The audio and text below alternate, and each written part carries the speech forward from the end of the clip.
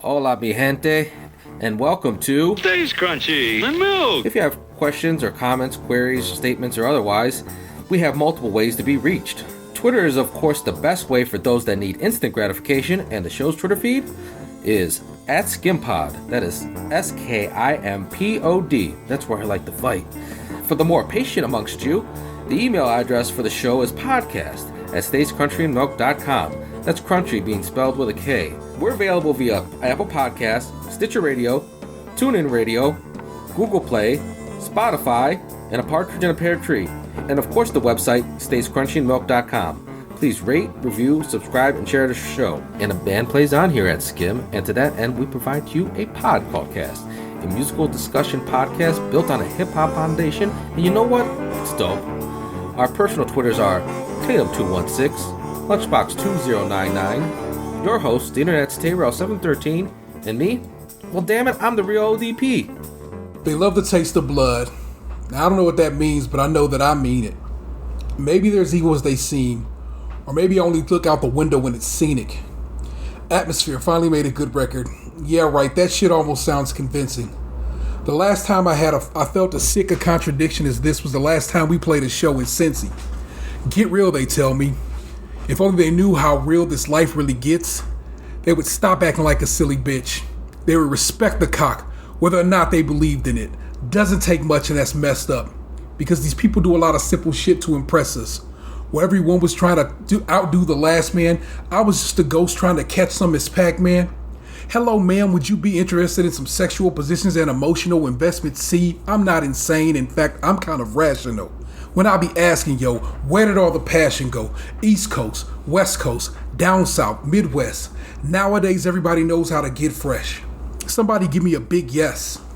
God bless America, but she stole the B from bless. Now I'm too fucked up to dance, so I'ma sit with my hand down the front of my pants. You can't achieve your goals if you don't take that chance, so go pry open that trunk and get those amps. That's the first song I heard by the group Atmosphere. The rapper is Slug, and I still buy his records to this day. I got their newest record whenever, maybe 2 weeks back. It is on the shelf. I really love it. If you watch my IG videos, you heard a song called Postal Lady, and that was my man Slug once again spitting, because they still do this all these years later. That song is from 2003, and yet they still go at it. It Stays Crunchy in Milk, episode 357 for your mouth. Blow! And we are not joined by the man of 1,000 nicknames. He had to take a week, and so we respect it. But I gotta tell you, it really does take the wind out of my sails when my man Ant's not here. He brings an energy. Especially on such short notice. Yeah. Well, I mean, what am I to do? Like, you know what I'm saying? Short notice is the only way it would have happened that way, because he otherwise he just would have been on. But hey, I am joined by the work from home king. It's Lunchbox 2099. All hail. We are also, of course, joined by the last of the Golden Coat Keys, the suburban Puerto Rican. It's the real ODP, my homeboy Gabe. Man, it's hot. I'm sweating like Woody Allen at a Hello Kitty convention. That's some fine pussy. Oh, shit. Jesus Christ, that joke works on a couple of levels, sir. Hello Kitty, rip my stocking. Man, watching Lost in Translation and finally understanding that bit. Man, that only took me, 17 years? Oh my God. So, we gonna just hit the ground running. I have a plethora of things I want to hit off on, and I don't know if this is gonna stick, but I'm telling you right now, for this go around this time around, I am going to call this segment This Week in Racism. All right. Serve it up. We're ready. It's because it's racism, cops, and Corona. This is the life we live right now. You know what I'm saying? It's just like, oh, boom, boom, boom, oh, boom, boom. First up, the transcripts of the body camera footage from the cops who murdered George Floyd have been released. And it might be worse than the video, which I know is like, wow, that seems difficult, but I'll just give you a little bit of it. He is laying there. He is saying, "Come on, man. Oh, I cannot breathe. I cannot breathe. They'll kill me. They'll kill me. I can't breathe. I can't breathe." Floyd is saying, in response to Officer Derek Chauvin saying, "Stop talking. Stop yelling. It takes a heck of a lot of oxygen to talk." So, a little bit after that man was dead. And so him telling that cop that he couldn't breathe was probably more of a "I can't breathe" than the cop seems to believe. So, but that's all going to be in the court records for when this starts going through pre-trial and everything else. And I hope they keep that trial in Minnesota, because that's one of the things they keep. There's been whispers that they're going to try to move venues. And you remember the last time? I don't know. Maybe you don't remember because y'all not as old as I am. But I can recall the time a venue was moved, and the results of that was April 29th in 1992 in Los Angeles. And that was the fact that the Rodney King verdict came out that day. And because they moved that trial from L.A. to Simi Valley, California, and those people decided that those cops, they didn't know why they beat the shit out of Rodney King, but it must have been for a good reason, and found them all not guilty. So, moving venues and find it to more friendly confines is a technique cops often use when they get caught doing dirt, and it's oftentimes how they get found not guilty, because they move it to friendlier confines. So I'm hoping they keep this in Minnesota. The judge has been like, "Yo, keep your mouth shut, and we'll keep this shit here. But if y'all talk, then it'll be hard to convene a jury that can be impartial." Though, come on, man, you've been on the jury box. How impartial do you feel you were at the start? I would say that I went into it with an open mind. I didn't go in there thinking that people are automatically guilty. I just listened to everything that they presented to me and made my decision based off that. Really, honestly, for me, it was really like the fingerprints and the DNA evidence, like the scientific stuff that cemented it for me. So the hardest part about jury duty was discussing the case with my fellow jurors in the deliberation room, because some of them, man, holy shit, like, it's like they tell you how to interpret the law, and then we go back in the room to talk about everything, and then they go, "Well, I don't really agree with that." I'm like, well, it's not up to you to decide how you think the law should be. This is what the law is, and so we have to make our decision based off that. I remember drawing pie charts and shit on the chalkboard, trying to explain to these people why their opinion was wrong. Were you a foreman, or did you just have to take the role? I got sick of this listening to their idiocracy. So I tried to dumb it down with pictures. I remember one didn't understand that kidnapping is like just blocking someone, impeding someone's movement. They actually thought a kidnapping involved a sack or a net or something like that. Like, that was part of it. They didn't net the person. It's funny too, because I've actually used that kidnapping knowledge I gained from that case in my everyday life. Yeah. I brought it up recently too. I don't remember what the hell it was. It was when I was talking about how my neighbor got, like, the boyfriend got arrested. Yeah. And I was like, well, technically she was kidnapping him because she stood behind the car and wouldn't let him leave the driveway. So I'm like, that's impeding his ability to move, unless she was, like, trying to, force his hand into him running her over and killing her. But, no, like, that whole thing was, they didn't understand the concept of, if you are involved in one aspect of the crime, that makes you guilty for all aspects of the crime. Whereas, think of it like you're the getaway driver and the other three people go into the house and take everything, and then they get back in the car. They thought that person who drove the car shouldn't be tried the same as the people who went into the house, even though they're all committing the one crime. Well, there you go, people. Jurors, an interesting bunch of people in that regard. And that's not that example wasn't like what happened. That's just like how I'm explaining. I hear you. In crime, it doesn't pay to divide up the labor. Ain't that the fucking truth? Our next story in This Week in Racism: 2 people are charged with a hate crime for vandalizing a Black Lives Matter mural. This was in a city in California. Was Is this this the the lady street? who was painting it like Okay, yeah. with the Black tar? Lives Matter sign is emblazoned in yellow on a city street, and this woman decided, and her man decided they were going to film her painting it in black, which I don't think she understands. Just made Black Lives Matter pop in full black regalia, actually, because she painted over the letters that were there, but it's like the street's not actually black. And so it's a very nice little two-tone. If she really would have went through and painted all that, or painted every other letter, we could have had a good Wu-Tang color situation. I saw the video, but I didn't hear the audio. Was there anything like any commentary that's worth noting? Well, I wish I could play you this audio out loud. You know what? I will send you this link, and then you can have it for later to check out the audio. I can't play it for you, but yeah. So that is David Nelson and Nicole Anderson are each charged with 3 misdemeanor counts, including violation of civil rights, vandalism, and possessions of tools to commit vandalism or graffiti. The DA said in a statement. The incident happened soon after the mural was painted in front of the courthouse in Martinez, California on July 4th. We must address the root and byproduct of systemic racism in our country. The Black Lives Matter movement is an important civil rights cause that deserves all our attention, DA Diana Beckton said in a statement. The mural completed last week was a peaceful and powerful way to communicate the importance of black lives in Corona Costa County and the country, she said.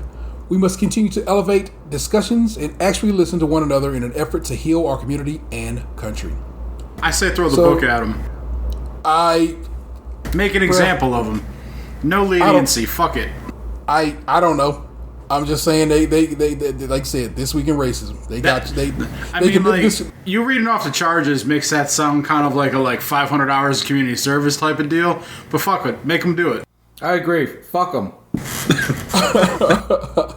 This one is a callback to another discussion we had on this show.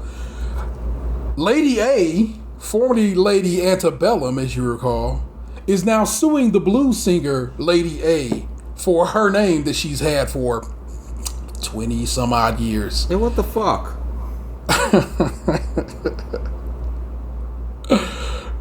She wanted some money for her fucking name to come off of it, and she knew they had the money, and then they decided, well, fuck it, we'll sue you. And the reality of it is unless she has trademarked it, I do believe they could win this case. Now, maybe she'll have a favorable judge situation, or maybe they'll just come to terms behind the scenes. Who knows? But how funny that this group that changed their name, is for the cause, is now suing a black woman for her name, the name she had before them.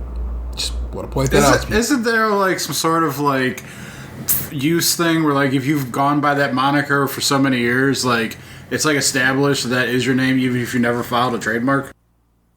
I am uncertain of that. I can't speak to that because I don't know it. I don't want to say that's the case. But why can't they be?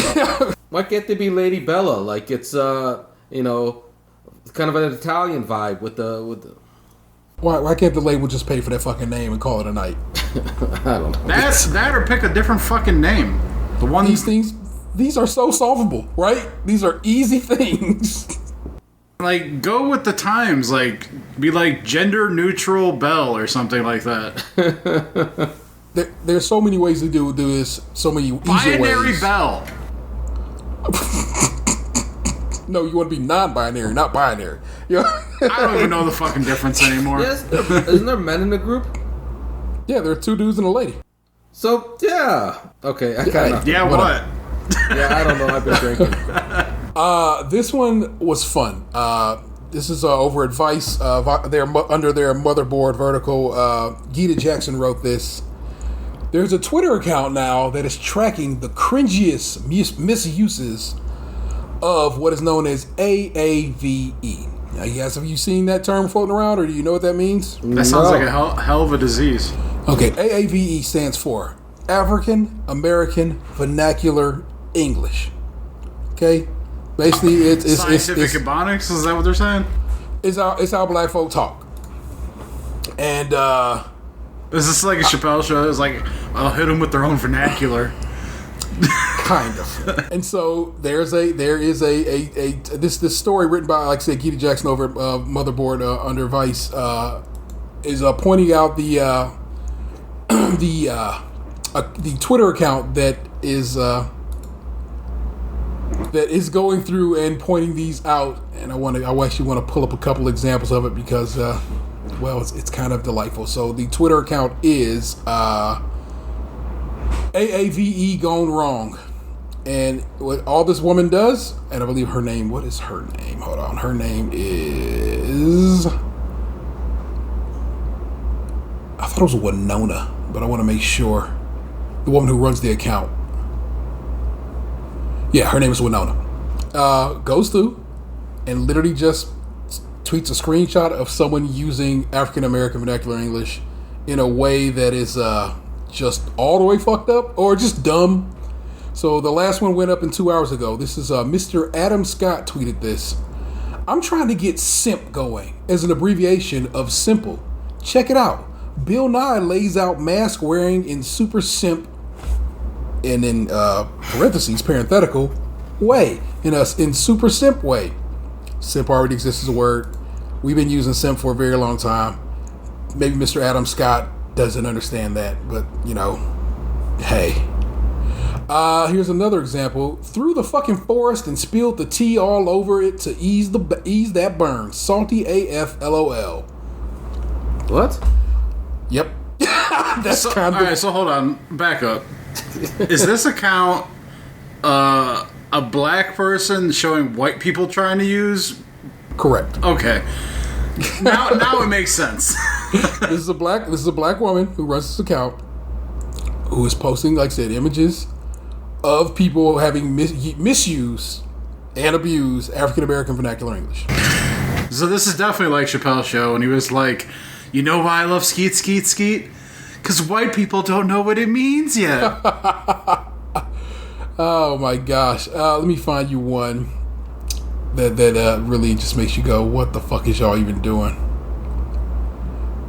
Okay, this is clearly a white person, and no, this is an Asian woman.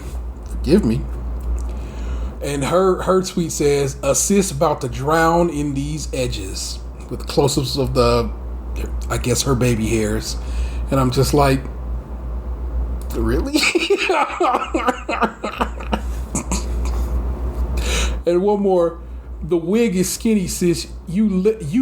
Rally, RALLY, snapped the T in that on period. Love XX. Trixie Mattel and Kaita Zamo get random in today's season finale. It's like, these are companies and these are people. These are checkmark motherfuckers. That's another thing. I could have swore that was like a Russian bot that got like locked up or something and was just spouting out phrases. Nope, that is World of Wonder, a checkmark account. That first one was Mr. Adam Scott, a checkmark account. These are actual people. And yes, that just sounds like... Like, it literally sounds like a robot had a bunch of predetermined, I guess, quote-unquote, black millennial-type phrases. And then when they were getting their tweet together, the, pick a sentence feature got stuck and just threw them all into one tweet. That's Steve Buscemi coming up and saying, "What up, fellow kids?" Fellow teens. I literally used that GIF last night. Oh my god. I am just... I'm always fascinated, now, obviously, I've talked about in the last couple of episodes how my social media use has started to dwindle drastically. Correct. But I am always fascinated when I learn new vernacular type things on Twitter. For a while there, I was seeing YT, and I'm just like, the hell? And then, a couple more tweets later, I saw it explained in the comments below, and I was like, oh shit, that's clever as fuck. Hide in plain sight.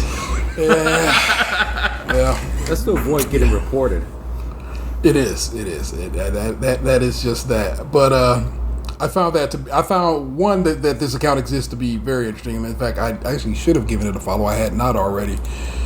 And also, it is like, you just be like, God damn, y'all really are terrible. Just like, can't nobody have shit. You know what I'm saying? And it's just like fair, fine. You know what? Just I mean, like, I guess like what you're seeing is just like the trials and tribulations that white people go through when we steal other people's culture. Like, imagine like this is like documenting the shit that Elvis had to go through before he hit it. You know. Before he just stole like music. Like he wasn't always, you know, the king of rock or pop or whatever the fuck. I don't know his moniker. I'm not an Elvis honk, but What is like I can't imagine that he just hopped up on stage and was able to shake his shit like right away. Like he had to practice and whatnot. You know, these people are practicing. Yeah.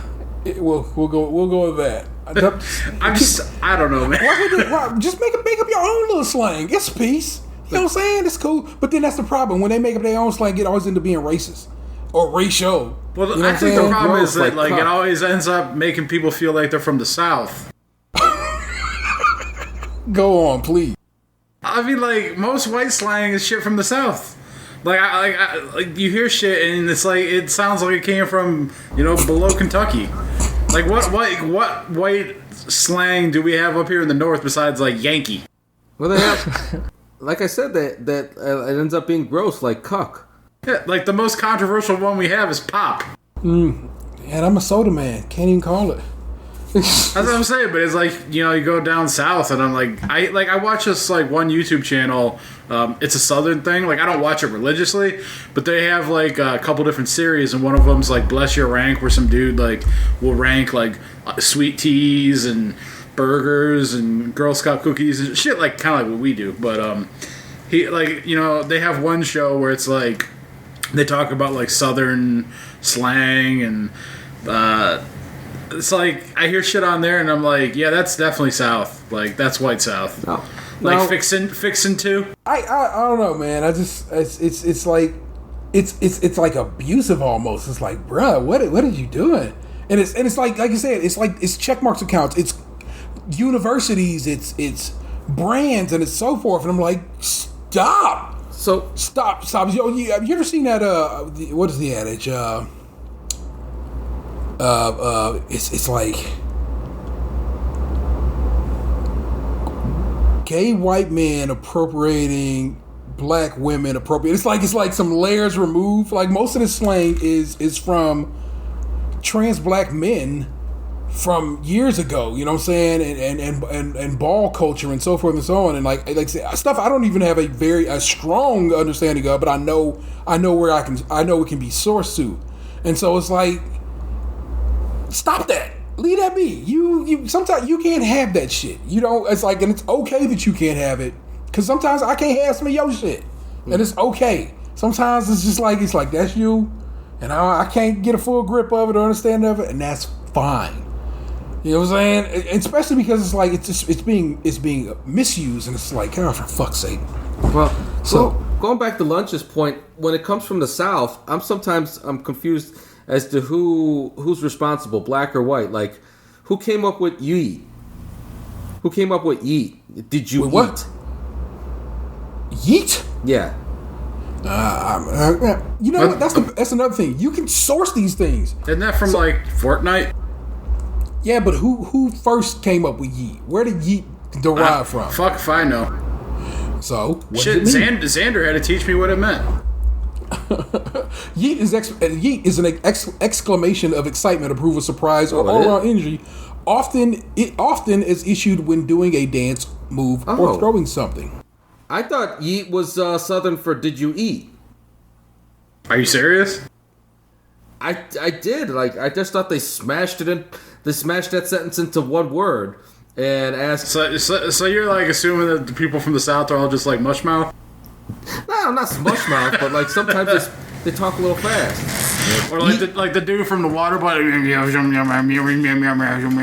I've heard like they're all just Cajun. I've heard somebody say yeet. Like, yeet yet?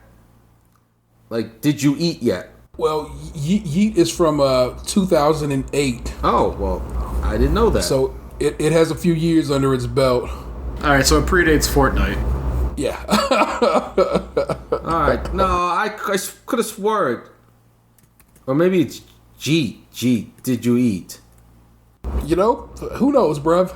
But just so you have that tucked away, that one in your chest. let us continue. Urban Dictionary does say G-J-E-A-T-J-E-T is did you eat yet? Yes, Urban Dictionary, that source, that bastion of all things, Hey, language. Never mind. No, don't let him shit on your parade. I've learned a lot of stuff from UrbanDictionary.com. Next up, It's the Wikipedia of slang. we'll go with that. I'll allow for it. This is from The Hill. J. Edward Moreno wrote this piece. NYPD retirements serve over 400% amid tensions with the mayor. The New York Police Department is reporting a surge of retirements amid tensions between officers and city officials, including Mayor Bill de Blasio. In the last week alone, 179 officers have filed for retirement compared to 35 in 2019, the same time. Since May 25th, the day George Floyd died while in Minneapolis police custody, 503 NYPD officers have filed for retirement, compared to 287 who filed for retirement during the same period last year. While the decision to retire is personal, one can be attributed to a range of factors. It is a troubling trend that we're closely monitoring. NYPD Sergeant Mary Frances O'Donnell. Is it? If ever there was a cop name. A spokesperson for the NYPD Deputy Commissioner told CNN Floyd's death sparked protests across the country, including New York, as protesters demanded police reform and the defunding of police departments. De Blasio last month proposed a $1 billion cut to the $6 billion with a B NYPD budget. Activists have argued that the cuts tiptoed around protesters' demands by pushing police costs to other city departments instead of reducing the presence of police. I take this, so this is only my opinion. I'm sure other people will take it as such, but it's like these police officers, so upset at the notion of not being able to do what they do with qualified immunity that they're like, fuck it, I'll just quit. And fuck them, quit. That's not I gotta be honest with you, man. At some point it becomes, man, if it's you or me, it's gotta be me. So hey, you know what those cops are saying? Like, the day I can't shove a plunger up some guy's ass without getting in trouble is the day I hang up my badge and gun. There's literally there was a story in the Post maybe yesterday, day before yesterday, about a cop who they have literally nicknamed Ass Man because he's had so many fucking accusations, because they never actually get charged at this point, of diddling people being arrested's butthole. What the fuck? He's just regularly touching people's assholes. Just does it. They literally have nicknamed him Ass Man amongst his peers. They chuckle about it, but they don't do nothing about it. And they made the point that man still has a job and has not been suspended. He has like multiple accusations against him, but never once has it gone anywhere. NYPD Ass Man. I'll fucking give you that story because. All right, I'll look it up myself. Yeah, this is from the Intercept. Makes me think of Billy Gunn's theme music from back in the day. I'm an ass man. What a terrible gimmick. I never liked that guy. Maybe he drives around in that Seinfeld car with the vanity plate Ass Man. Ass Man. Prospect Park alleged police sodomy incident. AKA Tuesday.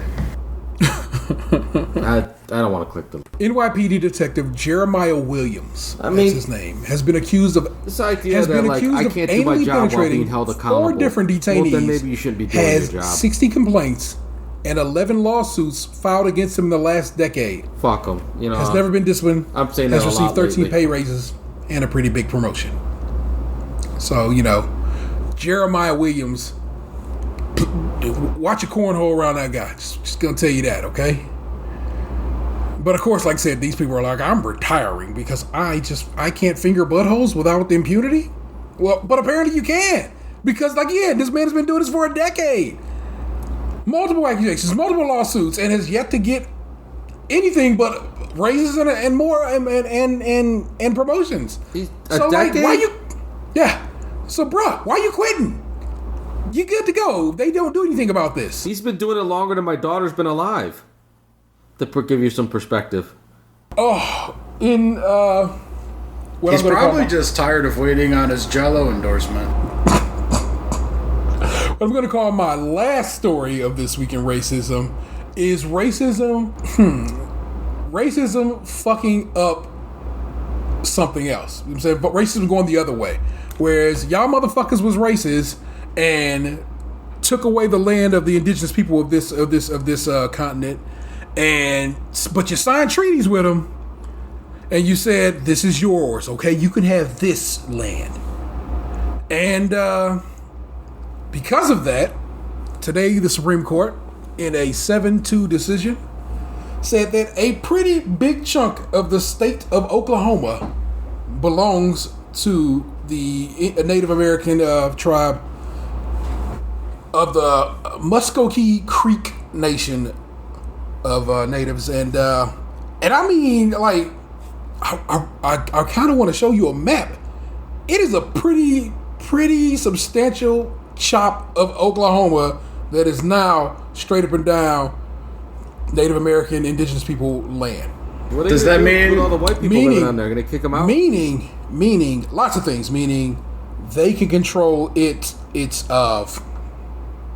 policing is the main thing, but also that's their land, which means people who live there now, taxes and stuff like that there, can go to this tribe and so forth and so. Lots of things will happen with this. And again, this is not one of those things you can swing or change. Like I said, forgive me, that's a 5-4 decision, not a 7-2 decision. 7-2 I was going to decision say, like, doesn't that mean then that like Oklahoma would also have less electoral college votes? Well, it's not like that Oklahoma, that chunk of Oklahoma suddenly didn't exist or anything like that there, so it doesn't work like that. I don't know where this actually is going to go. I mean, it almost makes it sound like it's a separate nation, like a nation within a nation, you know? Like, if this tribe now controls that land, like, I mean, like, does that mean they're still under American umbrella, or they have free reign to do what the fuck they want there? So, you know how we drive through upstate New York, and we drive through the Seneca Nation. Yeah, it feels like you leave America for like 8 miles.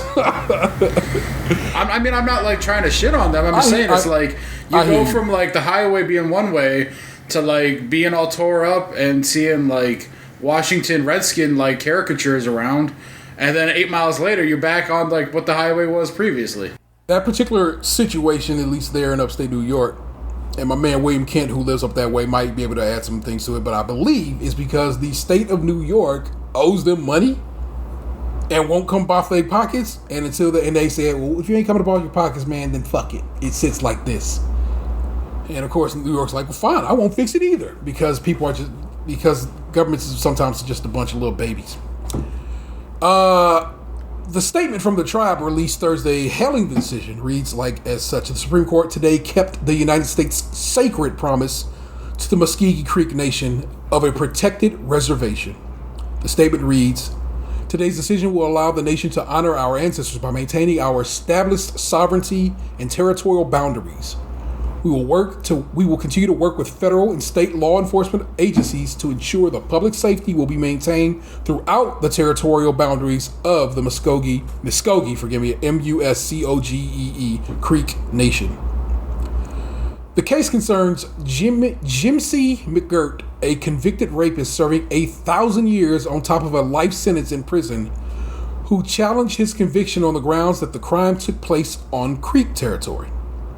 McGirt may now face a new trial in federal court. Oklahoma was backed in the case by the Trump administration, argued that the territory disputed with the Creek Nation had never been a reservation, and even if it had, it was dissolved long ago. But Gorsuch wrote for the majority that it takes an act of Congress to dissolve a reservation, and there's no evidence that it did that with the Creek's land. Mustering the broad social conscience required to pass new legislation, is a deliberately hard business under our Constitution. Faced with this daunting task, Congress sometimes might wish an inconvenient reservation would simply disappear, Gorsuch wrote. But wishes don't make for laws. In saving the political branches, the embarrassment of de-establishing a reservation is not one of our constitutionally assigned prerogatives. I don't like Gorsuch. I hate that man pretty much. But damn, he wrote a burner on that decision, didn't he?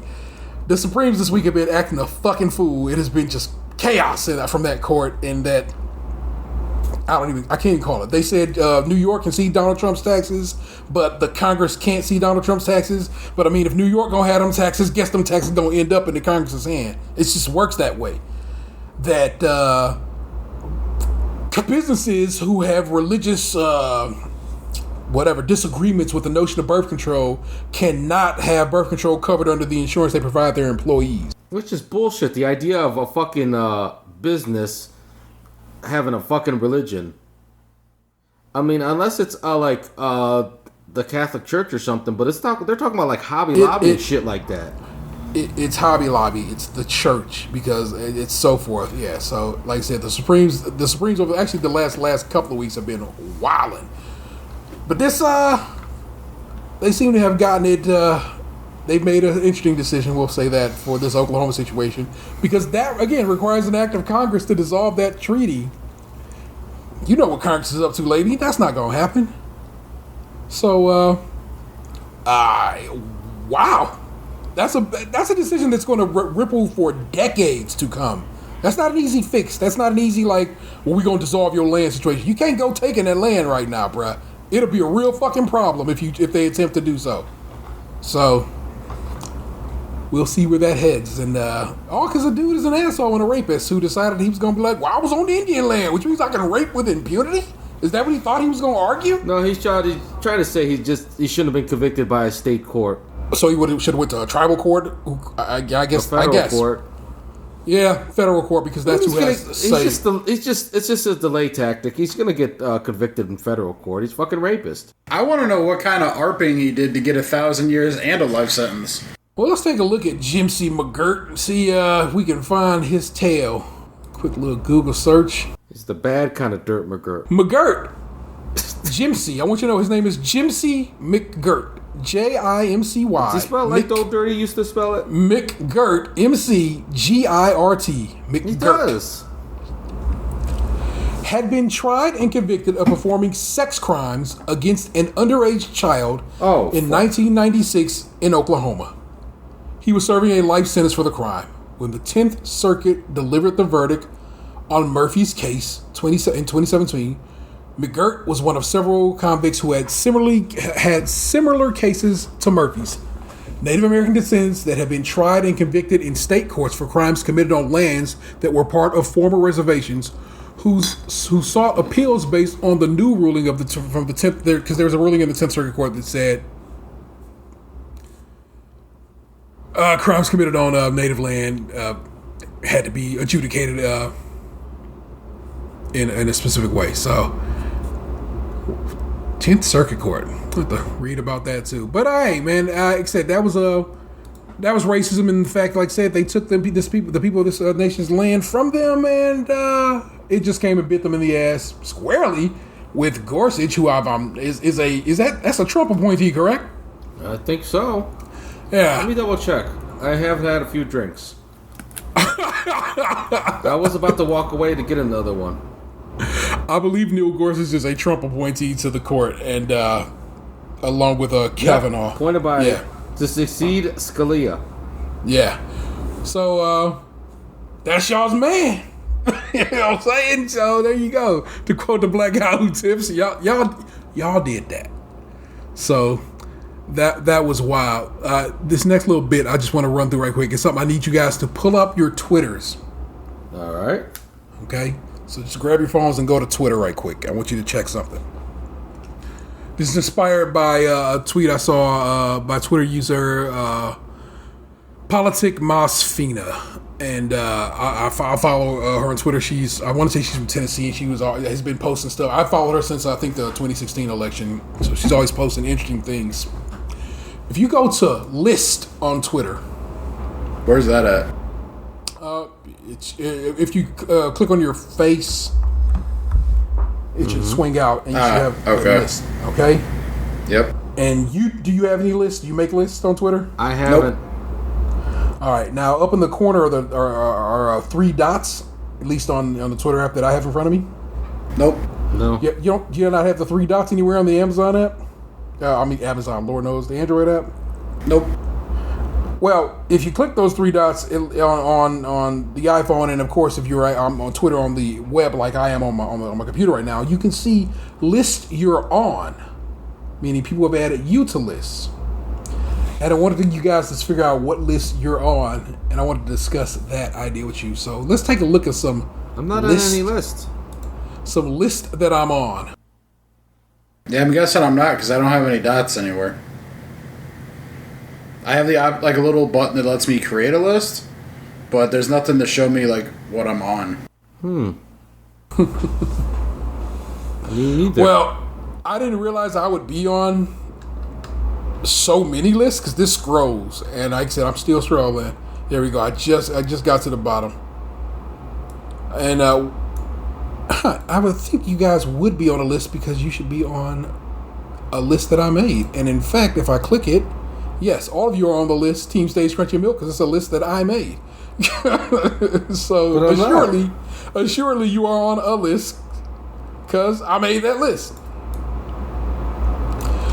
But here are some lists that I'm on, and I thought it was funny that I was on lists that I didn't know I was on lists. So this is fun. I'm on a list called Nerd: Gaming TV Movies. I'm on a list called Movies and Comics. On a list called Podcastings. Cowork 22 Inspiration. Mind you, I never talk about my job on Twitter. I don't talk about my job on social media in any way, shape, or form. You kind of hear about it on this show, but I don't put it anywhere else. Pop culture. Travel Talk 2, Travel Skills. College Football Recruits. Puerto Rico 2.2. iTunes Music. Nonprofit Specialists. Filmmakers. Podcasts. Overwatch Gamers. I've never played Overwatch. I have played Overwatch, but never nothing I've advertised. Gamers. Geeking Out. Bad Things. What is going on that list? Love Tweets 3. Podcast Friday. Social Media Influencer. Funny World. Hip Hop 4. Hip Hop. Tweets about black game dev. So, right on. Beautiful Breast. Are they saying I have beautiful breasts? Because that's kind of nice of them. Potter & Family, which I know why I'm a member of. Auto Rental Industry. Unsure why I'm in there. Again, I don't really discuss these matters. Viral Inspirators 11. Funny Faith-Based Movie. Political Voices 1.1. DraftKings 12.5.16. Podcast Public. Podcaster 4. Another Potter & Family list. Culture Veil. Culture Matters. News Podcast Pals. Amazing Performers. Podcasting Tweets. Dishonored 2 Assassin Mass. I'm going to assume that's a game situation. And so on and so forth. Hard Money Talk. Cigar Lovers. Again, I have not discussed cigars on Twitter. STD Awareness. Turbo Kids from 1997. Wait, Turbo Kids from 1997? Turbo Kids from 1997 is the name of this list. How come you're on so many lists and I'm not? I'm jealous. Mick Foley. We Love Podcast Day. Puff Puff Box 4.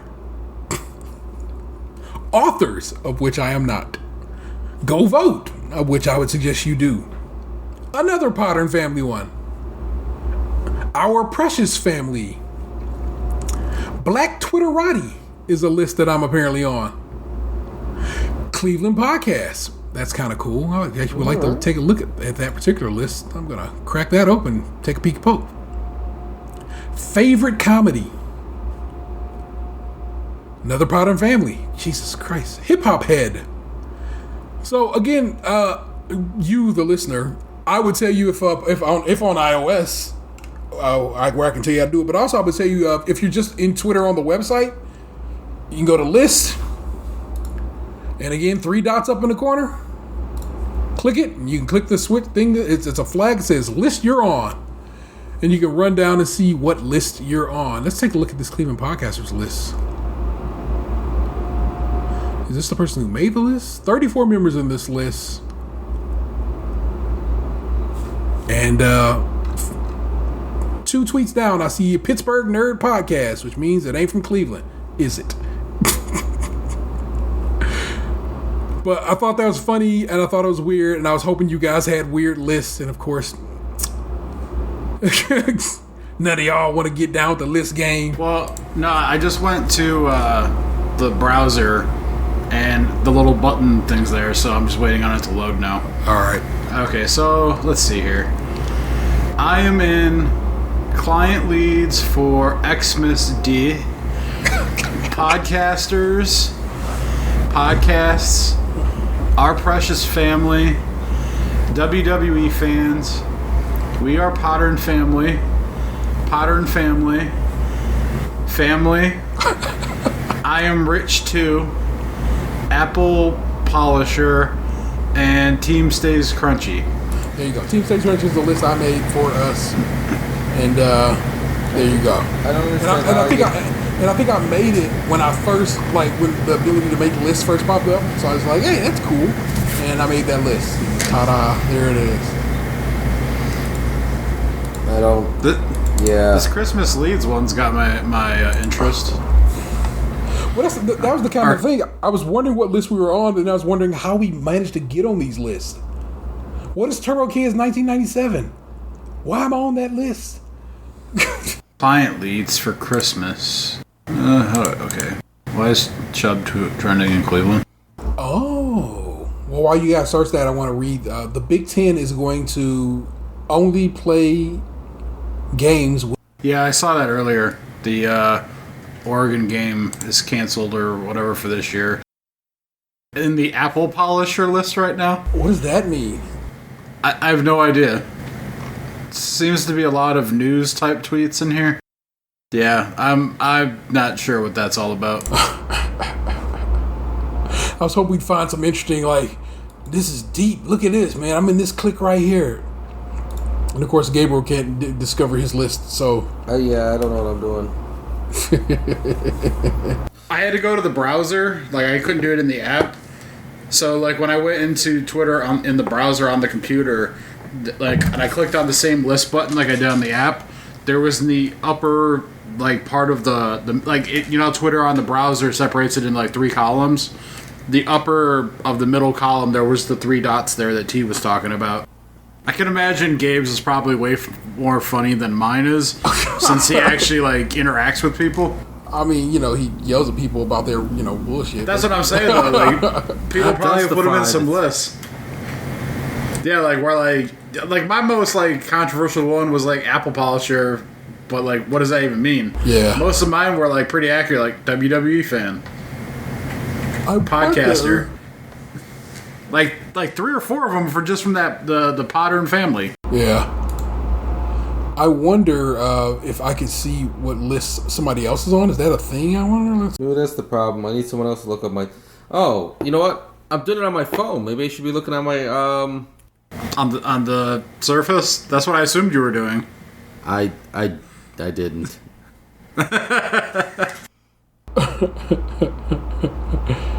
Oh my gosh. Here we go. Lists. You haven't created any lists yet. Yeah, I know. Yeah, I've never done that either. But then, like I said, up in the corner there should be a list that you're on. Okay, here I go. Let's get ready to rumble. Right. Here's my list. Innovators of color. Okay. I need to, you know, it's nice when people recognize that I'm actually of color, even though I'm light. Podcastings, Freedom Friends, Y'all Over There, Potter and Family twice. Funny faith-based movie. What? Ex-working top culture. Podcaster with a 5 instead of an S. Comedy podcasters, culture, good peeps using podcast list, us podcasters, culture addict, podcasters, Potter and Family again, podcast, Our Precious Family, what do you have, friend? robots on Skype. The Black Guy Who Tips. I do listen to the Black Guy Who Tips. A lot about podcasts. I still can't believe that there's only one. Influencers, and finally, people who tweet about Poe, podcast, and Team Stay Crunchy. There you go. Created by Stays Crunchy and Milk. Well, there you have it. That was boring. Yeah, that's way less dramatic than I thought it was going to be. I thought it was going to be like, Team Asshole or something like that. I was expecting, like, cancel culture list. I try not to cancel people. Team Hothead. I am hot-headed. That seemed like it would have made sense. Oh my gosh. Well, as I dropped off the recorder to Gabe earlier this evening, he as he tries to drop his beer on the ground or his lap. I just don't want to spill it on me. How do you do that?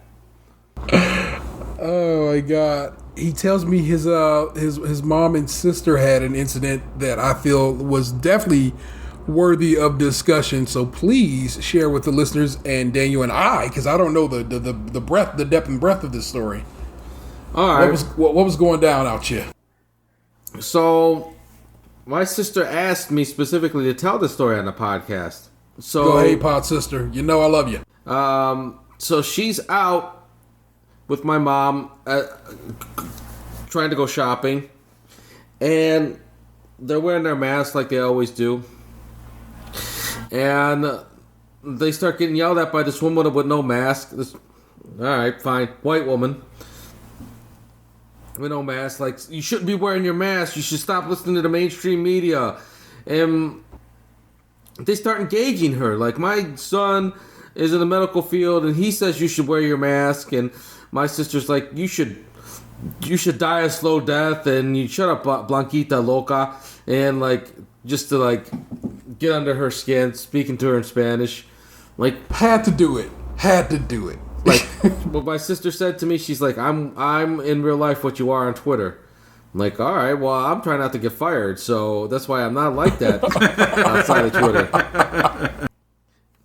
I can't be yelling crazy at people, because if you want to do a callback, I get a little crazy, and then it turns out like, remember that story I told about the lady with the fuck me boots, and how on the elevator she's like, excuse, I reached over to push the button. She's like, you didn't have to reach over like that. I'm like, excuse you?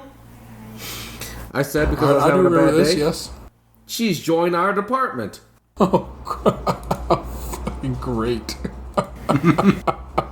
So now you get to see her all the time. Yep. And I don't know. What do you apologize? What do you do for this situation? I did apologize already, so I feel like it's water under the bridge, right? Sure.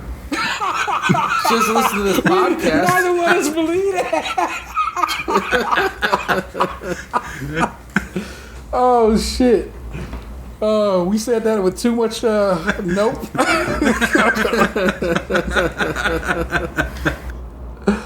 I just have to show her my good side, I guess. Yeah. Okay. Yeah. That's like, let us know how that turns out. So maybe I'll bring in donuts on her first day. So the silver No, goat. we can't have donuts. COVID. They have to be individually parceled out or something like that. You know what I'm saying? You have to like, I need a dozen donuts each in its own bag, Wrapped. It's like we just finally just said fuck the environment for right now. We'll try to get it. We'll try to fix it on the back end. Maybe we're at the point where like it's just not worth it, and we should just let like the 0.01% of the population die. But that's not how it works, though. You know what I'm saying? It's like it's not gonna go away just because some of these people die. Yeah. Well, the more people die, we'll be up to 0.02. It's just gonna it's like it's one of those situations where it's just gonna keep eating. You know what I'm saying? And it's like it's not like they hadn't fixed this in other parts of the world. That's only our dumbasses that's fucking up like this. It's mockers. It's madness, I tell you. We used to be a world leader. Now we're a fucking joke. or shithole. It's just like, I don't know. I felt like that was always just more bragging than anything. bro, Barack Obama left office with a pandemic task force in place. All you had to do was leave him alone. But because this motherfucker's been is so racist and so had such hatred for Barack Obama, he has tried to go through and erase any and everything Barack Obama did. Like and so the pandemic task force that was there because Barack Obama literally said like a pandemic could happen in 5 to 10 years. 5 years later, we are in the fucking midst of a pandemic. It's like he took the obvious and the scientific evidence and said, yeah, that shit kind of goes down, and prepared for it. Tried to hook up the next person in office, basically whoever it was like, look, if it goes down, I got you. These people are the people you want in running this shit. And this motherfucker's like, nah, they gone. Any emergency relief, they gone. All these motherfuckers gone because they had anything to do with Obama. It's like it's his singular focus on the presidency that was before him that drives this motherfucker just to like do what he does. And it's like, bruh, no, this we didn't have to be in this boat. This, I'm not saying it's easily handled, but it could be better handled than it has been thus far. So, you know, I'll be honest. Donald Trump kind of makes me hope that there is an afterlife, so that like 40 years from now, he could like float down into a school classroom where they're talking about, you know, past presidents, and then they just discuss his presidency for how it really was in the end, and he gets hit with that hard truth. Is there anything that we could do to say to this man to make him go, oh shit, I'm fucking up? Or is he that narcissistic? If he starts sliding me a few more $1,200 checks, you know. And so Vanessa was saying the same thing to me. She was like, hey, she was like, they really need to, you know, do another round of stimulus. And I'm like, they do. And in fact, the House has passed such a resolution, but McConnell won't take it up in the Senate because basically they know if they keep giving dough away, we the people will recognize that, well, that means you can give dough away. You can do this. You could have been doing this whole damn time. Hook it up. And because they don't want that to be a known, he refuses to even bring it up before the Senate. It's not because it will actually it'll be voted on. It'll be voted on and voted for because even other Republicans know it's needed right now. You know what I'm saying? They like it's a necessary fucking situation. We need. Well, aren't they all on recess right now until like the 18th? So like nothing could even like happen until the end of July. But in general, he still won't bring it up because he's the Speaker of the House. I mean, excuse me, he is the Senate Majority Leader. He's the guy who says, "Okay, this is the laws we're going to discuss." There have been, I believe, something like 400 measures passed in the Democratic-ran House that he refuses to even discuss in the Senate because that's where he is. He's like, "Fuck it, I ain't doing nothing that they like." Again, it's gotten to just this weird personal fucking attacks on each other. Like, if they want it, I don't want it. And it's like, bruh, this is not what we're supposed to be doing. We gotta try to look out for the people. And like I said, what we discussed it last week, I'm saying, yeah, we're not too bad off during this situation, but there are many people who are jobless and so forth. There are many people who are considered essential who are going to catch this disease, and it's just so fucking, it's so insane that we've gotten to this level of animosity. And so that McConnell's just like, I ain't doing nothing, fuck it. And I'm like, all right, bro, I guess you ain't gonna do nothing, and I really hope you lose your job. And in fact, I'll make it a point to put in on the candidate running against him's campaign. I actually already put like some money on it, and I will put some more on it because it has to be that way. He needs to lose his job because he's not doing, motherfucker. He's not doing anything for the people. He's not doing anything for the people of Kentucky, who he was supposed to represent, but he also is in his role as the majority leader, should be doing something for this nation as a whole, and refuses to do anything about it. So fuck McConnell, and kind of fuck a system that lets that man have power like this. Maybe that's not how the Senate should work, where it's like this one dude can decide what gets discussed or not. Because if it works the other way and we have an open kind of format where it's like, all right, they passed over there, let's take a look. No, that doesn't work for me, but at least it got a shake, you know? It was seen and it could be decided or called upon to be or one way or another. You know what I'm saying? A thumbs up or a thumbs down. But we don't even get that right now. And because of that, there are a lot of people who are, at this point, like I said, evictions are happening at a clip because people are unable to pay their rent. People, like I said, lost their jobs. 1.5 million more people applied for unemployment last week. It's like this country is really boned right now, and yeah, we can be hopeful that this man will be voted out in November, but that's not a guarantee. And so, if he's not voted out in November, and this is just what he's gonna do, which is like, yeah, fuck it, y'all gotta die. Some of y'all gotta die. Then what's the end result? What is left at that point? You know what I'm saying? I don't know, man. That's not that's not even the discussion I meant to have. It was more like, I can't believe somebody walked on your sister and your mother. I don't understand engaging them. I would have just said, like, you know, I'm wearing my mask, mind your own fucking business, fuck off. And that would have been the end of it. Yeah. But, like, they had to, like, get into a shouting match trying to convince them, like, are you going to convince a person who shouts at strangers about wearing a mask? I would have done similar to your sister and mom, but not in that, like, I would have tried to sway the person to my opinion. I would have just been like, why the fuck do you think you have the right to come over here and tell me what I'm doing is wrong? Why don't you just mind your own fucking business and keep walking and keep your opinions to yourself? Yeah. Pretty much. I'm at the point where, like, I'm over people's shit. Like, if you don't like the fact that I have a mask on, you think I'm a sheep, go ahead and think that. But if you come over here and start and argue with me about it, then, like, I'm going to tell you off. I'm not going to be like, oh, well, it's, you know, maybe you're right, and then keep walking to, like, the produce section. No, fuck that. Get out of my face. They on the way out, they ran into two black people that had masks on, and like had to warn them, like, oh man, you guys are gonna get it worse. So like, hey, just to let you know that lady's crazy. Watch yourselves. So like, was that lady just camped out there yelling at people for wearing masks, saying don't listen to the mainstream media?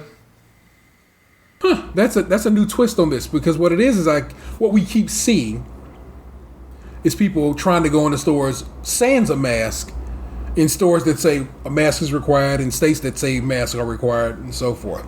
Well, shit, it's required in our area now. It is. We are in the midst of a whatever level 4, I think, alert. Yep, it's getting a bit bad.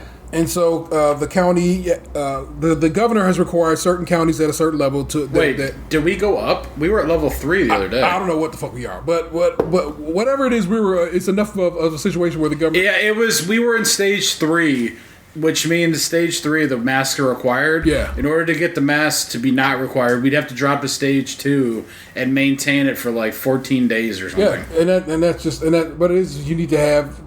Your positive result, your positive corona test need to be on the decline for us to get up out of this. And that's another thing. The one thing we can do right now, the one thing we know is working right now, is social distancing and wearing masks.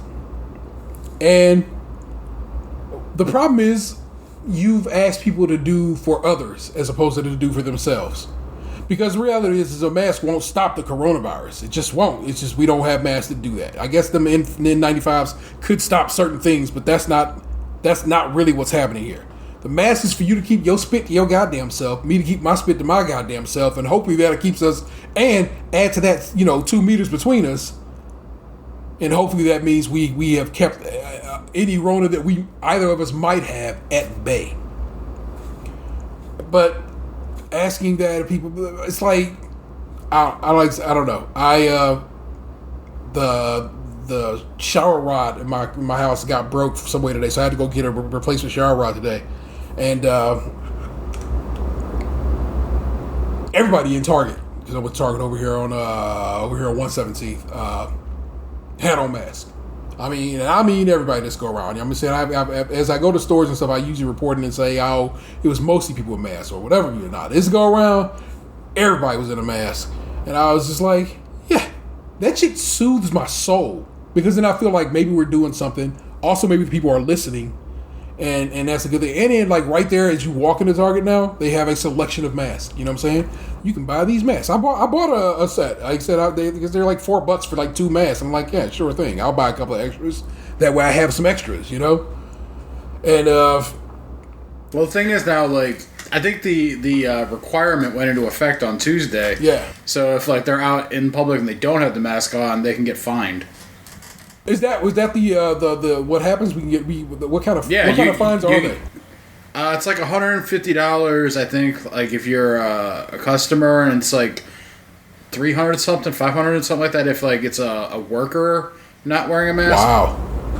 I've not seen. Now for sure. I've not been anywhere that has had employees not in masks or just some kind of PPE. You know what I'm saying? I went to, I want to say Walgreens, and they all had the clear shields over their face. So again, just keeping they spit to their goddamn self is basically what that is. So but I have not seen any employees not wearing masks. It's always just the shoppers, But like, right now that's what we can do. We can wear masks. We can remain socially distant, and it seems to be effective. They've worn masks in Asia for years, so they kind of that's another reason they kind of were able to tamp it down kind of quick. Mask culture. Vanessa just watched a Japanese movie from 1952 yesterday, and sure as shit in the background, you see people wearing masks. My mother wears a mask every time she flies on a plane. It's like mask culture just has to become a culture that we embrace in this part of the world, and in the Western world as a whole, because we just don't. That woman doesn't not want to embrace it. That's fine. It's sort of fine. In one way, it's fine in that it's the land. We are the land of the heartless, the home of the paid. She don't have to wear shit, but she can be fined. I don't believe we've come to a point of arresting people for this. But she could also just stay her ass at home. No shit. Instead of standing in front of the store harassing people. That right there seems to be an arrestable offense in my mind. It's like you're literally harassing my patrons at this point. Get the fuck away from my store before I have to call the police on you. You know what I'm saying? In that situation, that's what the cops is for. Arrest that weirdo bothering my patrons. You know what I'm saying? No shit. Yeah. So I can't fucking call it, man. But that is wild. I'm glad your mom and sister are okay. I guess I'm more glad that your mother had your sister with her in that regard, because I wouldn't want somebody just run up on your mom. You know what I'm saying? She getting older. That's all. That's all I mean. You know what I'm saying? No, I know, and God bless them, but I wouldn't have done the back and forth. It would have been a simple fuck you, fuck off, mind your own business, and keep on going. Yeah, just it's kind of a standard reply. Bitch, eat a dick. And we keep it moving, you know what I'm saying? Because that's just what it is. I'm a big giant black man. Most people fear me just because of that. So I don't think anybody would really say anything to me. Who knows? You know what I'm saying? Maybe one day somebody gonna be like, I don't know. Do your in-laws wear a mask? I don't know. Probably not. Oh man. They said they're being careful, though. They're not going out much. They're social distancing. Yeah. But I don't know. They don't see, like, if they listen to their president, who was at first against the mask and didn't even think it was a real virus, now thinks we should wear the mask because he looks like the Lone Ranger. Which, by the way, not to nitpick on the guy. I know we hate him, so we nitpick on him. But the Lone Ranger wore a domino mask over his eyes. He didn't wear a mask over his mouth. Come on, man. Can you get anything right? Can you get one little fucking thing right? Can you get one little fucking thing right and accurately talk about what kind of mask the Lone Ranger wore? I mean, come on. Shit. This is why we can't have you drinking and podcasting. I thought it was more entertaining. Like, point out the lie. Like, what did he say that was wrong? He ain't wrong, man. That's the thing. Again, Rob from Black Guy Tips pointed this out. He said as much. If Trump just buckles down and says, "Fuck it, we rocking mask," those people who really, worship at the throne of, at the fucking whatever of Trump, will be like, cave people. My president said to wear a mask, so I'm going to wear a mask. They do it. They would do it because that's the level of fucking shine he got that he just refuses to use. And it's like, no, he's using it, just not in the way that you want. Just tell these people to wear masks. Please tell these dummies to wear masks. Oh my goodness gracious! My neighbors who at least the who of which they're the husband of that couple is more MAGA than not. They wear masks, but it might be that his wife is making him wear a mask. But those are the ones that baby. He's like has a beard down to his chest. Yeah, he does. He does rock the long beard. But like I said, were those the people that babysat your kids? Yeah.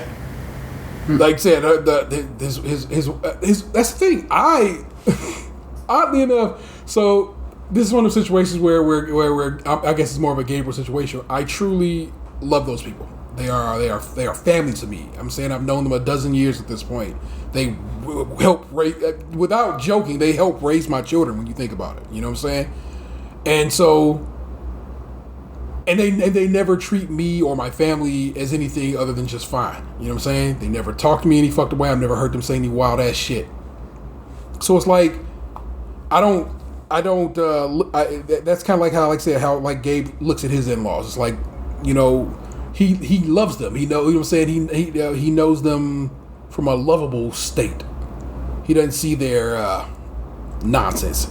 If anything, like I said, my next door neighbor, I'm saying, that man mows my lawn. You know what I'm saying? He blows my snow. You know what I'm saying? He and like I said, for many years, watched my kids while I and their mother was at work and so forth. You know what I'm saying? It mattered, and that so they like I said, they treat me like I would hope they treat everyone else. So I don't, but like I said, I know for sure. But he's former military and oftentimes former military guys. Not all, but some lean conservative. They've had it drilled into their head that that's the way they should go, and so it's kind of what it is. He's one of those Fox News Republicans, and but he wears his mask, like I said, so he's not so gone down the fucking down the cuckoo's nest. And he was real. We were talking the other day. They asked me how's it going, how's working from home, and I explained to them that work from home is the new normal for me. I now work from home. That is it going forward. And they were like, oh wow, that's crazy and so forth. And we were talking about how wild Florida is currently. You know what I'm saying? How DeSantis is just fucking up and talking about they gonna go send the kids back to school. And he like, and so he was really upset with that. You know what I'm saying? He's like, that idiot down in Florida and the idiot down in Texas. And so it's like, so they're in this one gentleman's play. You can kind of reach him. He's reachable. Interesting. Yeah. So, or at least he can see the bullshit when the bullshit is right in front of his face. I guess is maybe how I can fucking look at that. You know what I'm saying? So, I don't know. Can't call it, man. It's weird. I saw somebody a video, because at this point it's the internet full of video at this point of people just wilding. This dude was wilding out on somebody. I guess somebody approached him, was like, yo, bro, you gotta wear your mask in this Costco. Literally a Costco requirement. Like the brand, the chain, the national has been like. There's been so many of those videos. But this dude was wilding and running up on apparently an old woman.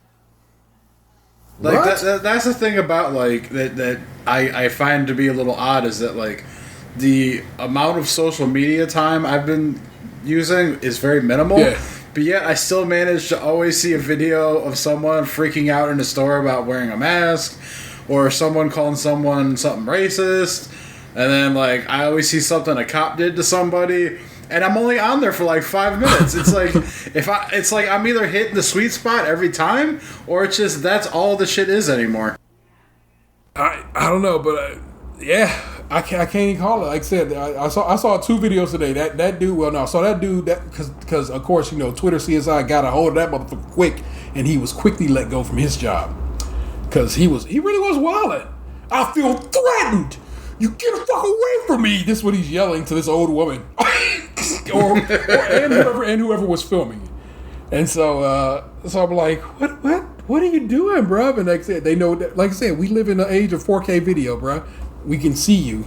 And they, of course, saw him. And it was like, oh, hey, I see this guy. They went straight to his LinkedIn, straight to his job. It was like, hey, this dude right here, this basically this you? And they was like, no, it ain't no more. This former employee, they made a statement, this former employee, you know what I'm saying? So they quickly took care of him. Then I saw some old woman going off. Old woman. No, I got to quit doing that because if we age them, we kind of make it, well, they're just old.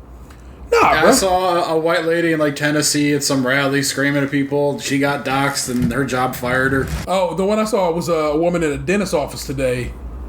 They said, hey, you got to wear a mask to be in here. And before we see you, we have to take your temperature. That is the requirement. That is what we do now. I'm saying that is the new normal. She's like, no, you do not. I spoke to my lawyer before I came here. And I'm giving her a country accent. I don't know that bitch country. That's just me. That's just what racism is in my head. And he said she was fixing to get her teeth looked at. That you cannot take my temperature, and that's illegal. And the fuck? It's not illegal. It's literally what we do now. We take temperatures, and if you have a fever, you cannot be seen. Just what we do now. It's the new normal. Because whatever. And we wear masks because it's the new normal. And she refused to do either of those things, and they asked her to leave, and she was wilding the fuck out. Whatever. You tell the doctor I need it in writing that he's saying he will not treat me because I'm not wearing masks. You have him go tell him right now. You go back there. Or you can clean my teeth because it's been too long. I need my teeth clean. Because that's where she was at in this. Now, did she have breakfast before she went to the dentist office? All you had to do was ask her if she eat yet. Call back. And I don't know if that woman Jade yet. Did she eat Jeeted? I don't know what happened with her. Jesus Christ! What? Just so I know, what have you been up to, Daniel? Basically the same shit that I've been doing. Different toilet though. Yeah, working, watching a lot of movies and Netflix shows. I did have something weird happen to me the other day, though. I'm all about this life. My dad texted me to ask how I was doing. That never happens. Like, I was like, when I saw like Dad's cell come like across the phone screen, I was like, oh shit, something must have happened. And then he was just like, hey, how you doing? And I'm like, what? So then I ended up having like a 30-minute text conversation with my father. That was probably only like the second time that ever happened in my entire life. So I know for everyone else that might be like, why is he telling us? But for those who have listened for a long time, like my family and I aren't like lovey-dovey per se. Like I didn't grow up with hugs and shit like that all the time. So for my dad to reach out and see how I was doing, I got worried that like someone had died or something. I understand that because like you said, it's like that's not how y'all roll. But I like that he reached out to you. Dig it. Yeah, I don't know what sparked it, but yeah, like it was literally just asking how I was doing, and we talked a little bit about the world and COVID, and I told him about how I work from home now, and I don't know. Then I don't know. The conversation just came to a natural stopping point. Yeah, but that was definitely unique. One thing though about like the cats, it's funny to me how like they're animals, you know. So you like you don't think highly of them from like an awareness standpoint, you know. So like last night, well, all right. Let me back up a little bit. I've been watching TV in my basement a lot lately, where I have like the projector set up because I work in the living room all day, and I've been sitting in this like recliner, which gets uncomfortable after a while because it's like the main chair I have in here until today, where my new computer chair came. I just haven't put together yet. But like I get kind of bored of like being in here all day long, so in the evenings I go downstairs and I kind of like lay out on the couch and I watch TV down there. And the gray cat has like basically picked up on this behavior, and he follows me down there every evening, and he lays on me for a long time, or like lay on the other end of the couch or whatever. But he spends basically the entire time I'm down in the basement down there with me. And then, like, when I go to come upstairs to go to bed for the night, like, he follows up the stairs with me, but it's, like, always kind of, like, it has a rhythm to it, you know? Yeah. Like, there's nothing panicked about it. It's just natural. So I'm downstairs yesterday, and I was video chatting with some friends. Like, my one friend reached out to me, and because I hadn't talked to her in a bit. So we were video chatting, and then some other people hopped on. So I was downstairs yesterday evening, 4.5 hours on just, like, basically a glorified Zoom call. And at one point around 9:30, I started hearing, like, running water. And I'm like, the hell is going on? So then I'm thinking, oh, maybe somebody's using water, like my buddy's upstairs doing something. But then I just kept hearing it, and I didn't hear him. So I'm like, I better go check on that, because I remember when my basement flooded, and I don't want to go through that shit again. So I get up off the couch down there to go upstairs, and the gray cat sees me get up, and he fucking panics, and he bolts upstairs to go hide somewhere, and I'm like, oh, this motherfucker. So I'm, like, coming up the stairs, and I hear the water running in the kitchen.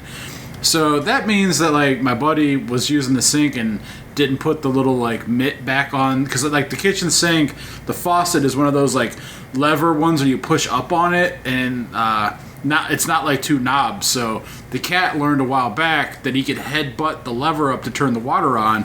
The motherfucker never learned to headbutt it back down. So he'll turn on the water, drink some, and then the water just keeps going. So, like, it amazed me that, like, he knew what he had did was not right, because he knew that I was about to find out what was going on, and he ran away to avoid my wrath. I hadn't yelled anything. I hadn't stomped around.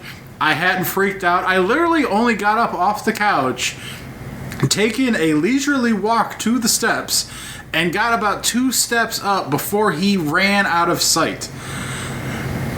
So, basically, don't let cats play you.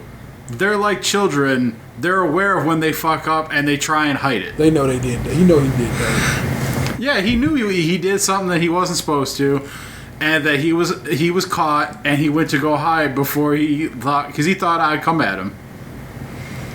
So that just tells you he knows right from wrong. He just chooses to do wrong. Hey, ooh, fresh water? Let me get on that. I bought this motherfucker a fountain. He shouldn't be turning on the goddamn sink. Man likes this. He like that sink water, man. It do something. It hits just a little The different. fountain has a carbon filter in it. I bought a pack of them. This is like the freshest water you can get. I'm just saying that sink. It circulates and it filters all day long. That sink water hit different. And he be on it like, let me get a little bit of this right here. And also, fucking Tomboy can just put the fucking mitt back on the goddamn fucking handle. It's way easy. This is the answer is way easy. I'm not blaming, well, I mean, look, Smokey did do that. But we can also just put I know when I'm at that house to put the fucking mitt back on. I don't kick it at the house like that. But I know what to do, and I do that. If I go upstairs and get some water, I gotta rinse a glass or some shit. Put the mitt back on. Oh, I know. Trust me, I know. Yeah, I've just learned to accept it. You know? Oh my god, you're a sweetheart. That's something, and we know it, and I'm aware of it. That shit's wild. What? I mean, like, my buddy has ADHD. Like he doesn't finish like hardly anything. Yeah, it's not done with malice. It's not done with that's just who he is. With forethought. You know? If I got mad about that, then like, you know, what would like? What's the point of that? Like, yeah, it's not like he's doing it on purpose. Poor so and so.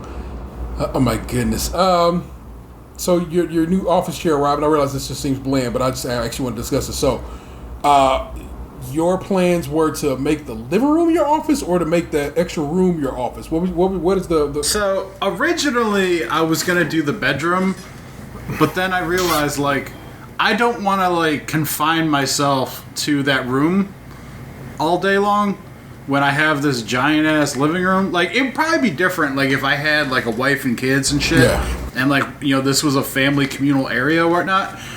But I'm a single dude. So it's like, why would I force myself into that bedroom and just like have like one window that's like faces my backyard that like doesn't really get sunlight until like a little bit in the afternoon, when like all I'm really gonna have that I need for work is like a desk and a chair. So I have like this L-shaped desk downstairs. Like, I mean, you guys know what it is. So it's like, if I'm not down there doing computer shit, because I mean, like, let's be honest, like, I didn't do a whole lot down there anyway. It was just there for the rare times I did. But, so I have this space up here in the living room where I had put the exercise bike I got. So my plan at this point is to move the exercise bike to that spare bedroom. Then the television that I was using downstairs for a monitor, I'll put in that room. Like, I bought an Amazon Fire Stick the other day. Yeah. So I'll just put that in there with that bike, and I'll make that like a little exercise room or something. And then over here where the bike was, you remember the blue recliner I had up here? So basically in this corner, I'm gonna move the lamp table out of the spot right here, and I'm just gonna bring that L-shaped desk upstairs and basically make this little corner of the living room here like my work area. I'll put the chair in the corner, I'll have the L desk in front of it, and then the computer monitor will be on the desk so that I could see the TV while I'm working. Yeah. Then I still have the windows over here with the sunlight. I can see outside and everything. And then I'm in the giant living room, so I won't feel enclosed and trapped in my own house while still getting to watch TV, see outside, work, like all the shit I'm doing now, just more comfortably. Yeah. Where'd you get I in my considering moving myself to a room in the basement, I would like an L-shaped desk. Where did you get that L-shaped desk from? I got that from Wayfair.com. I got it when I lived on Kutan. Okay. So was that about 5-6 years ago? Can't support Wayfair. They are the people who supply the stuff to the internment camps where they are keeping children and parents stored in this country. So fuck that company, and I'll just see if I can find an L-shaped desk elsewhere. I'm sure that IKEA or Amazon or something has got your back. Yeah. It was just the style that I liked, and my mom bought it for me as a Christmas gift. Dope. It's a nice desk. I have legitimately worked on that desk in Box's basement from a couple of times, so it is a very nice desk. So I dig the vibe. Yeah, man. Because like I said, we already started cleaning it out. And in fact, Xander took all the stuff that needed to go out today. He took it out to the curb, and so that room is now empty. I need to get in there and clean the floor, clean the walls, and I was talking to my man Seth Macy. Congratulations to Seth Macy, who is now the executive editor of commerce at the world's largest gaming site, IGN. He got a promotion, and I'm very proud of him for it. So big up to him. Boop, boop. And he just recently did laminate flooring throughout his home, throughout the at least the front room, like his living room situation. And I'm thinking kitchen situation. And I was like, bruh, can I do laminate flooring in a basic situation? And he's like, this is what you need. And I'm like, So I might. Because it's just it's a 7x12 room, 7 across, 12 wide, tight corners, but you know what I'm saying, just about right. What it is like you said, I do have a family, and this is a communal area, and me just taking over this shit all the goddamn time is just, for a temporary situation, was fine, but no longer, because it's no longer temporary. I'm actually going to need a space to kind of call my own. And like I figure, you know what I'm saying, I could that room is relatively bright. There's a nice window on it. It's doesn't have a nice ceiling because it's basically just beneath my porch. But I don't know, I could cover that with something. I could definitely just spray some insulating foam up there, you know what I'm saying, to kind of keep it warm. And like I said, a little bit of a laminate flooring, 7x12 is 84 square feet of laminate flooring. I actually was just doing the numbers on Lowe's the other day. If I got everything that they consider what you need to do laminate flooring, which is plastic, padding, the actual flooring itself, and tape because you get what I'm saying, you got to overlap the plastic sheet. But in this case, I wouldn't need to because it actually is 7 feet wide, so it actually would just be one row. But that whole package with, like I said, about more than 84 square feet, because the way they sell the flooring, I would end up with like basically I'd end up with like 100 square feet. I'd have some extra square footage of whatever. It's like $132 with the particular floor I chose. Now it turns out I would probably need a different backing plastic because it's a basement, and basements are wet and kind of mildewy situations. So there's a backing pad made specifically for that. Mm-hmm. But yeah, I just kind of hook myself up with a little office, and I think like I just came to the decision that like why would I want to give up some of the benefits of working from home?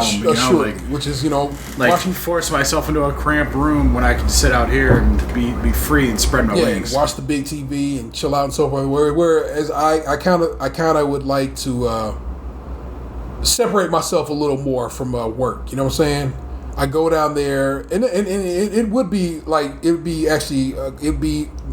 the podcast studio. It would be where I record going forward, but it would also just be like, okay, when I'm not in there, I'm not working. I'm not uploading videos to YouTube. I'm not on the mic like we are here. I'm not working like I am. You know what I'm saying? That would become my battle station, my workspace, and then my house is my house.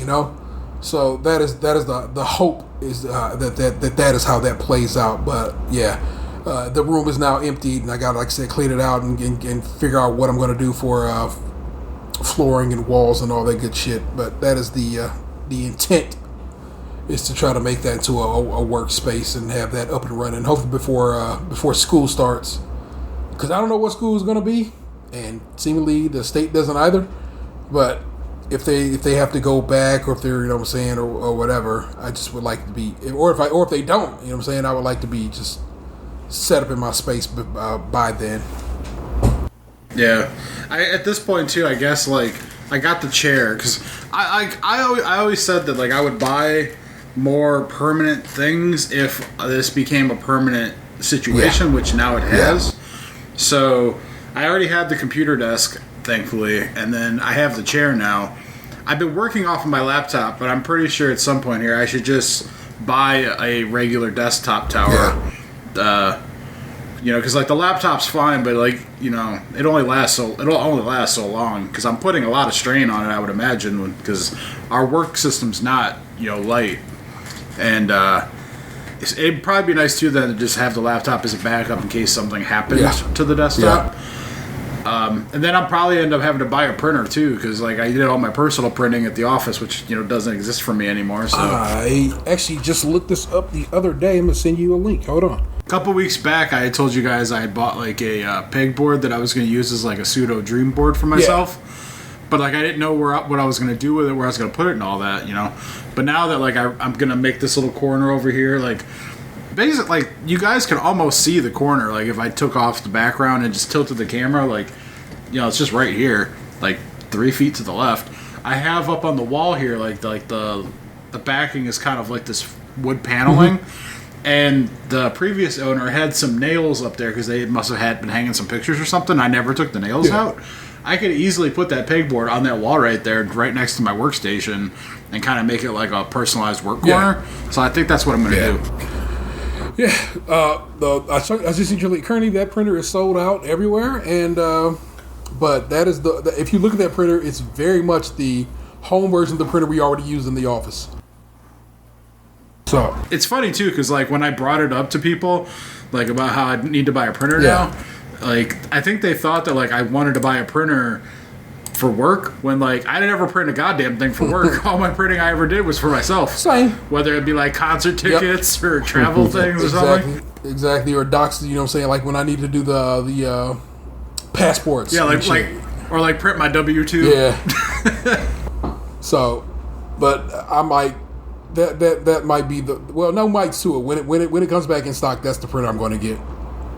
I also have been looking at, like I said, if I'm going to be moving to the basement, I'm not going to take this desktop. This desktop will just stay here. I'm going to put a new desktop down there. So I started researching those this morning. It's almost time for a new graphics card generation to hit. Of course, because new consoles, new graphics card, all the shit's happening all at once.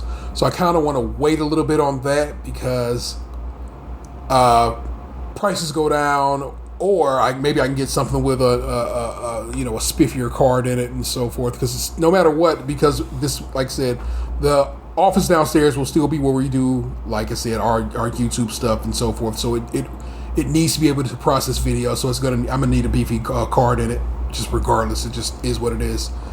So, like I said, I've just been getting some plotting and scheming on what permanent work from home situation would be for me and mine, and trying to get that dialed in and get that right. And I'm excited for it. I just am. I'm kind of like, I'm very much like, hell yeah, let's get this in. Plus this month that 3-check bonus month, the rare mwah. I like, and because I can't use it to go to Toronto like I had intended, I guess I might as well fucking just get shit right, It's funny, they already released the schedule for next year. Yeah, Indians are in Toronto the first week of August. There you go. Well, we know where we'll be. Maybe. Yeah, hopeful. That's technically the time being for us to celebrate our anniversary. But hey, we'll work it out. All right.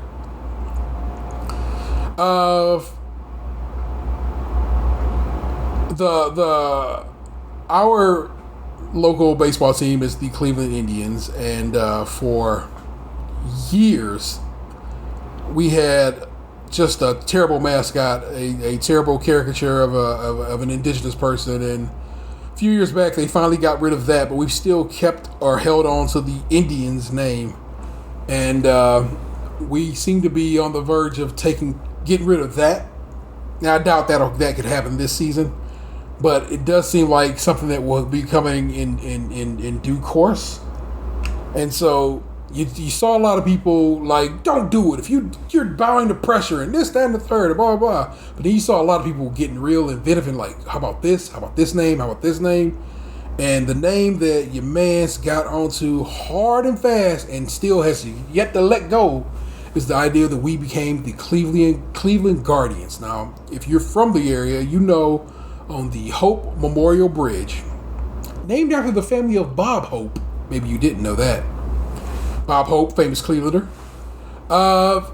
has these statues on either side of it, on either end of it, that are known as the Guardians of Traffic. And so they look cool. Definitely this, is it Art Deco? Is that the correct term for those statues? I'm going to assume I'm right, and if I'm wrong, I'll be wrong. Architecture is not my field. Yeah, these beautiful Art Deco designed statues that are known as the Guardians of Traffic, and I'm just like, yo, you take that, you tweak that look, you know what I'm saying? Put that on a hat, call us the Guardians, and we go fucking ham. So it's one of my favorite things in this city. Like I constantly dream of having like a tattoo of it somewhere upon my person. My friend Martis, and sometimes listener, I don't know if she still listens, but she was a long time listener of this show. Has that tattooed on her somewheres, and I'm like, yo, that's so dope.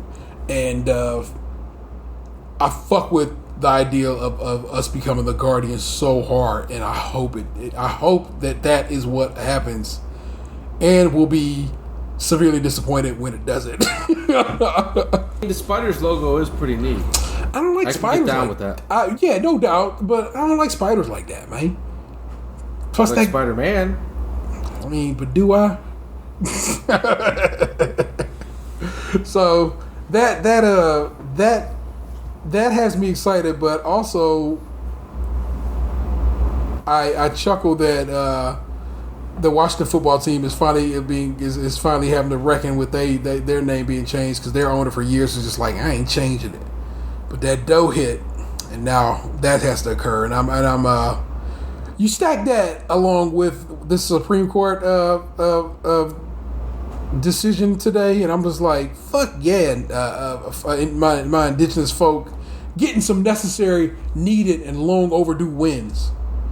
Because like I said, that decision, I really would like to sit with it, or get some, or like have some people who can, really read some constitutional law, sit with that and tell me what that means for other reservations throughout this country, that basically they have just let the notion of those people of those reservations of those treaties just dissolved, but they haven't literally been dissolved because it's not just going to be the creeks of Oklahoma. It's going to be other fucking reservations around this country that have fallen the same way. That Congress didn't do nothing about it, but we just kind of just was like, it didn't happen.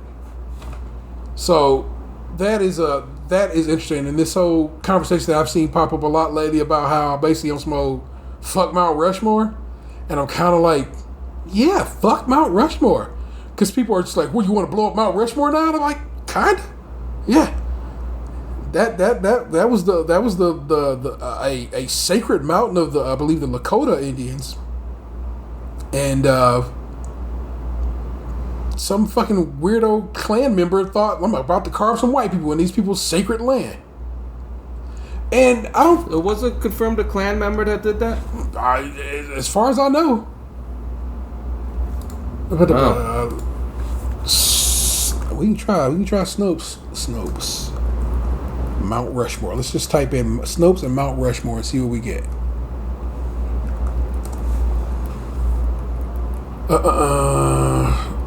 4 days ago.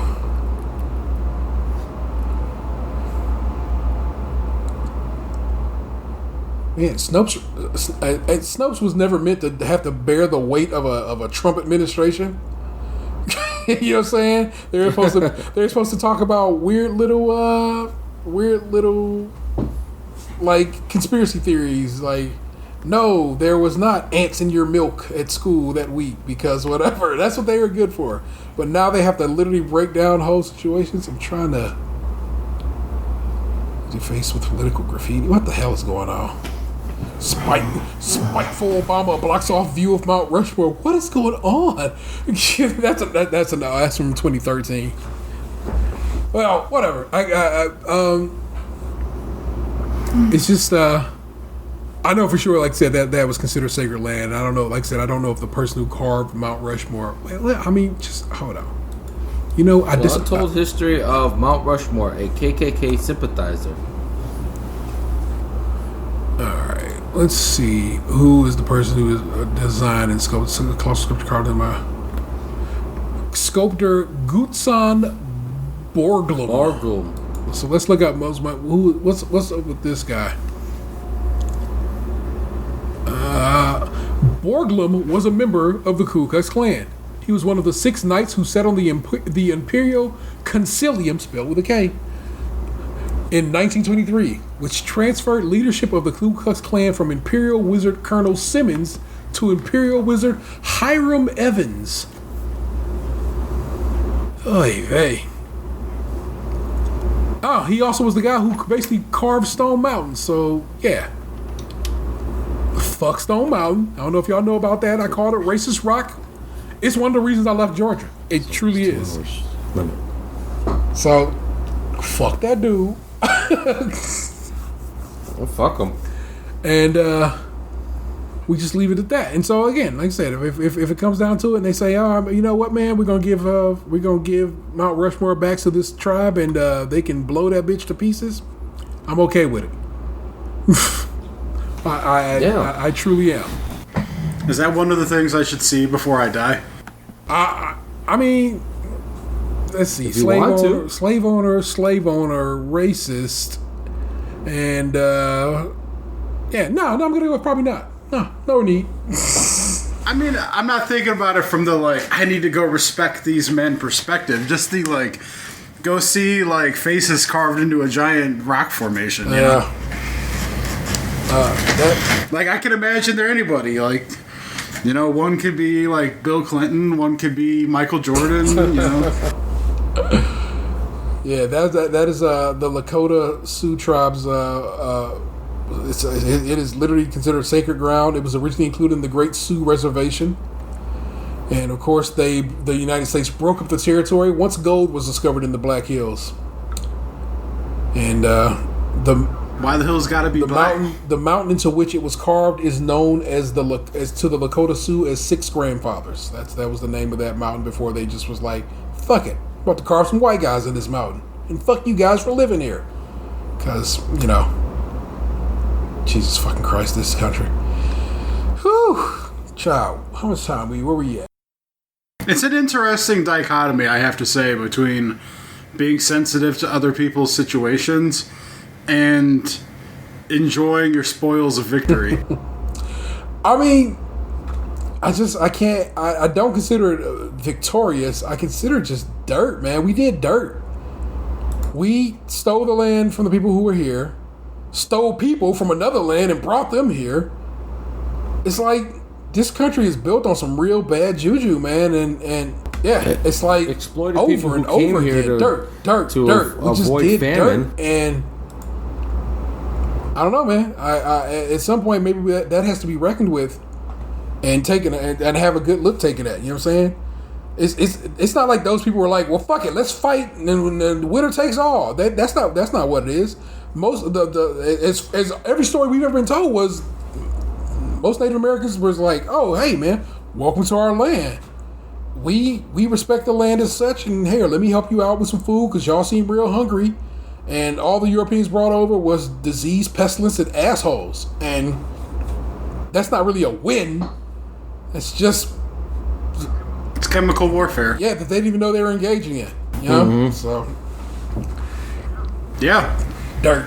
I don't think you necessarily have to tell your enemy that, like, they're your enemy. You know, if you're trying to, like, take something, you know. I don't... Like, a fair fight, like, what does that get you? You want to win or not? I don't know, man. You just show up like, you're my enemy because I want this. Yeah, that's how acquisitions work. Child, I guess. We just leave it. We had to leave it at that, I guess. He was like, I can't call it. As we slide into the late game of this particular episode. Speaking of assholes. Your man's got it right. You know what we do. It's time for us to go to Reddit, where these links were provided by my partner. I've not seen them yet. They are open. She sends me an email. I open the links blindly. I have not read them. I don't know anything about them. And we're going to take a look at some examples of Am I the Asshole and decide if these people are the asshole and or not. He did already. I just had him do it. Yeah. So, here are our options. Am I the asshole for buying and wearing my luxury watches when hanging out with my girlfriend and her friends? I'm gonna yell at Vanessa about that one. That was a poor choice. Am I the asshole for unplugging his console? That one already has my vote. Am I the asshole for not hiding my scars? No. This says WIBTA. What is that? What if B? I don't know. WIBTA. Wait, what was it? WIBTA. Let's do a quick search. WIBTA. Would I be the asshole? Oh, this is one of those preliminaries. Would I be the asshole for not doing my job because my husband refuses to give me access to his paycheck and our there we go, savings account? And the last one, am I the asshole for telling my mom she cannot babysit my daughter? Alright, the console one. Oh, definitely the console one. Alright. This got some chunk to it too for am I the asshole? Am I the asshole for unplugging his console? Made this account just to ask this. My boyfriend and I are both in our late 20s and have been together for 2 years. We've lived together for 9 months and everything had been going great until recently. Boyfriend works in a highly competitive field and is due for a very big promotion. With the current situation, that promotion was made conditional on certain projects getting done, which has resulted in a lot of added pressure on my boyfriend. When he worked from home, he was stressed with work, but I always was able to relax him, and we had some lovely times together. We'd cook lunch together, go for walks, etc. 3 weeks ago, his CEO asked him to come back to the office for the hot phase, and ever since then, things have gone rapidly downhill. He doesn't work crazy hours. His job doesn't allow too much overtime, but he's often incredibly stressed out when he comes home and spends hours decompressing, usually playing PS4. Now, I've always worked from home, and I've been trying to be as accommodating as possible. I always ask him what he needs when he comes home, cook, try to talk to him, etc. We split housework evenly, which he insists on. Our time together has decreased to the point where it's pretty much non-existent. I've tried to talk to him about this and made a serious effort for a few days. And he made a serious effort for a few days. Having us sit and talk about our days. But I could tell it only stressed him out more. He told me he just needs some time for himself and that I wasn't helping by being on him all the time. I thought that was incredibly unfair. I've tried to talk to him about this again on Monday, and he said was, "Sweetie, I understand this frustrates you, but it's not forever, and I need my brain to shut off for a while or I'm seriously going to combust." His current project should be done by the end of the month. I know that, but I'm so frustrated with how little time we spend together. I miss him so much, even though we are living in the same four walls. We haven't even had sex in weeks because anytime he doesn't play games, he's too tired to do anything. So yesterday when he came home, I could tell it would be more of the same. After having dinner and talking a while, he excused himself to the living room. I was fuming at that point because I felt like he was doing the bare minimum in our relationship. I went to the living room and unplugged his console right in front of him. He got really silent and kind of sad, looked at me, asked what I was doing, and when I told him that I was sick of him only ever playing PS4 and ignoring me and what I needed us to go and that I needed us to go back to how things have been. He got up and told me that I had no respect for him or situation and to grab my shit and get out. I was so freaked out at that point that I didn't know what to do. I grabbed some clothes, essentials, and left to my best friends. My boyfriend hasn't picked up the phone all day. He only texted me once to tell me to stop calling because he was at work. Am I the asshole?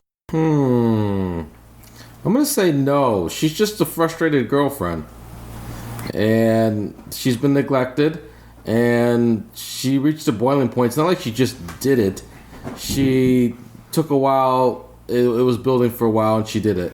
Man, this one's tough. Like, I am not going to go with neglected as how I would turn that phrase. My man got a job that requires him to put in that hustle. And if he pulls off what he's supposed to pull off, he is going to be well taken care of, well compensated for this shit. So, he has to work hard.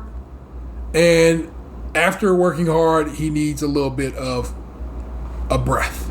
And his breath, in his case, is he plays PlayStation. Now, there does need to be some space there for his partner. He has a partner for a fucking reason. Look, either you're going to be with this chick or you not.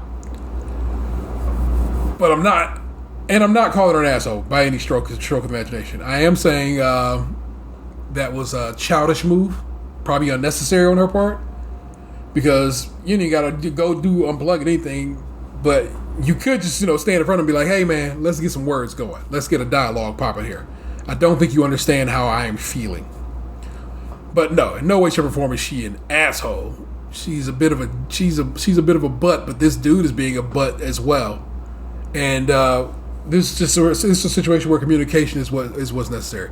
I myself need to work on my communication in my relationship. I understand that. You know what I'm saying? So that's why I can kind of feel both sides of this. I know that sometimes I am not as communicative as I need to be, or not hearing as much as I need to be. You know what I'm saying? And so I know that life. So no, in no way, shape, or form is she an asshole. But they need to work on some things, and or they've come to a conclusion. Seemingly, they've come to a conclusion. You know what I'm saying? My man is like, I ain't fucking with this. And that's fine. It's okay for him to be like, this doesn't work like I need it to, and I don't want to do it anymore. That is perfectly fine. There are a couple of years in, and 9 months in living together. It's cool. That's good. That's actually what moving in together is probably suited for. You know what I'm saying? It lends to you so you can have this experience. Be like, does this work? What doesn't work about this? Okay, that doesn't work. Oh, that didn't work at all. Okay, fuck this. Good. You got that done early, You didn't get married first and have to get divorced. You didn't have kids or anything. Doesn't seem like you have anything to split up. It comes to a close, and you're probably both better for it. Yeah. Sounds like that's a good stopping point for that relationship. He's getting promoted for promotion, and I like to read some responses as we see this. Your boyfriend, oh boy, OP, you're the asshole is what this person says. Oh. Your boyfriend seems to be under a tremendous amount of stress, and as far as you have written here, he not only told you that verbally, he also set a sort of time frame. He made it clear he understands your frustration and asks you to respect his limits and coping mechanisms until his project is finished. And you went ahead and decided your own feelings on this were more important. Perspective I hadn't considered. Honestly, OP's boyfriend sounds like a dream in terms of communicating and in his work ethic. He's going for a promotion, and all he asked was to be left alone and given some space. You decided to make it all about you rather than his career, and all I see coming from OP are red flags. Not supporting career/dream, not respecting personal times, thinking they are entitled to the other person whenever they want to see them. Completely 100% selfish, you're the asshole. People are judgmental. Harsh. Well, that is literally what this is for. This person comes to them to ask, am I the asshole? And they decide if they believe this person is the asshole. So, I kind of agreed with what you just read.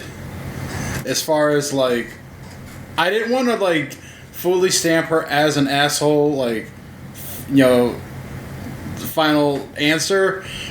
But it did, like, the way she was describing it did feel very, like, selfish. Because I've been in that situation before where work has had me stressed out to the point where, like, I'd come home on the weekends and I literally would just lay on the couch for 2 days because I couldn't do anything mentally. Just to get myself ready to drag my ass back to the office and do it all again on Monday. That was my life for, like, the first 6 months I was in my last apartment. Yeah. And it's like, if I had someone like her, like, if I told her how I felt and what was going on, and then she still tried to, like, make me do what she wanted to do rather than listen to me, I could see how this guy would be upset. Yeah. It's not like he, like, shut her out or anything. Like, according to her, he communicated his feelings, told her what was going on, was very clear of, like, when he thought it would be over, and rather than respecting that and understanding and being a partner, like that poster said, like, she decided to, like, well, you know, I hear you, but I don't like it, so I still want you to acquiesce to what I want. In that vein, OP, here's another comment. OP decided that her way of distressing was the only way, and by not allowing her to help him, it is a personal attack against her. You're the asshole, OP. You need to understand that a relationship needs to always be 100%. And sometimes that means you give 90 while he gives 10. And as long as it's communicated and a time frame given, it's fair. He needed your help, not just in the way you wanted to help. Just not in the way you wanted to help. And that kind of leans more towards your discussion. Like I said, having provided her a time frame, having her recognizing that, this is a tough time. He's in midst of basically crunch and so forth. Yeah, I'm again not gonna stamp her a full asshole because that seems unnecessary. But she ain't. She is not fully free in this situation. She's not blameless. She's not without blame, and one would hope. I don't know. Like I said, he probably is better. He's probably better off without her, because if that's her methodology for these things. But who knows? They're young. What did she say? No, I don't know. She said, yeah, I mean, like, if they're still in her 20s and this happens, like, maybe this is a good wake-up call and she'll, like, approach it differently. She said, I wouldn't say she's unsavable. It says they're both in their late 20s. And though I know with age comes wisdom, in my late 20s, I was a father and and married. So it's like, Well, think about it, though, like, making this post on Reddit and getting, like, the different opinions, this could help her to see what she was doing wrong. True. And if she apologized and maybe approach it differently, maybe they could still work out. Yeah. Because it's not like she, like, cheated on him or did something, like, unlawful or something. Like, this is just literally her not understanding how to be there for the person, that she's in a relationship with. but it wasn't so egregious where like she couldn't apologize and try Seems better. like an act out of frustration more than like assholery. Yeah. It to me, it almost seemed like she couldn't understand that, like, you know, sometimes the relationships aren't like, it's not like, she made it like, painted it like a movie kind of thing in the beginning, like, oh, we've made lunches together, and we went on walks together, and the birds sang, and rainbows came out, but then it's like, she almost like glossed over the part where like, if this dude's gonna get anywhere at this job, he's gotta fucking work hard, and shit's not gonna be sweet all the time. Like, there's gonna be rain clouds, and you gotta weather those storms. Like, it's not always gonna be fucking sunshine and rainbows. And again, they're only 2 years in. This could be a turning point. This could be where they decide, okay, we're going to figure it out and go forward, or this is where we stick a fork in that shit and call it done. So, best of luck to them. Hope that guy gets his promotion. Any of the other ones spark your interest?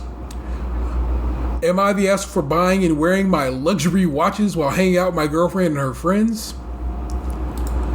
Am I the asshole for not hiding my scars? I don't even understand that. Would I... That one, though, that could have an interesting story. Would I be an asshole for not doing my job because my husband on some bullshit about the money? And I'm not even going to bother with telling my mom babysitting and all that bullshit. You know, whatever. Don't we have a bunch of mom stuff? Well, it would be, yeah. It's like though on the, technically we have not had a bunch of mom stuff because the one episode was missing and we didn't do mom stuff last week. But you know what I mean. It all good. I don't know. I say go with the Scar one. Scar one is actually kind of short. And am I the asshole for not hiding my scars? 2 weeks ago, I had 4 moles removed. One on my arm, the other one in my stomach area, and the other one's in my stomach area. I had 2 stitches on my arm. I also have scars in my hip area because of an appendix burst a couple of years ago. No scar longer than 4 centimeters, 1.5 inches. When a friend of mine, 24, female, invited me to come over and have a pool party, the other people there were her boyfriend, her sister, and sister's boyfriend, and they all live in one household. I told her that I will come, but that I am not allowed to go in the pool yet. It's very hot outside, so I just wore my bikini with a light top. I did not have a band-aid on, so the stitches on my arm were visible. The others were in the pool, and I was chilling by the side with just my feet dipping in. After a while, my friend came to me and asked if I could put on a band-aid because seeing the stitches made her uncomfortable. Oh, fuck. Sure thing, I put a band-aid on. After some more time, she asked me to wear pants because of my scars. That confused me. She never said anything like that before and has seen them many times. I told her that I didn't even bring any. She freaked out and told me to go home and get some pants. When I asked her what her sudden problem with my scars was, she yelled at me that it's disgusting and depressing. I went home and didn't return. I get the scars, even if they're small, aren't pretty, but I never felt bad about them before. I also understand that they can be a painful reminder of the past. Am I the asshole here and should hide them in the future? See, this is kind of what I thought this story would end up being, like someone being a dick. Like, I almost figured, like, it'd be like a wedding dress hair kind of story like we had before. So, yeah, she's not an asshole. Her friend's an asshole, clearly. Friend sounds like the asshole. Wouldn't even call that person a friend after that. Not the asshole. People are dumb. If you manage to stay friends with this person, which I doubt, this will be hilarious when everyone is older and ravaged by time. Older made me check the ages, and I realized that I was thinking this immature asshole of a friend was a teen when she, in fact, 24 years old. 24, and she has this attitude about scars. Fuck that. Don't hang out with people like this, OP. Not the asshole. Some pretty boring scars, by the way. Well, that's kind of, I think, what makes it even more, it's not some knife fight scars or some fucking gunshot wounds. I don't even know, bro. I'm covered in scars. I have scars from a long life that I've had. You know what I'm saying? So And I've never had it come up. This might be like, T, man, can you cover that leg scar up? Because it's gross. I got one in the back of my head, and it's not a big deal anymore because I shaved my head. Yeah. And one from my appendectomy. I have one here on the back of my left hand that I've had, since I was like 9. When my younger brothers threw a 2x4 through my hand. I'm not laughing at yours. Let's laugh about how I got this. No, I didn't think you were.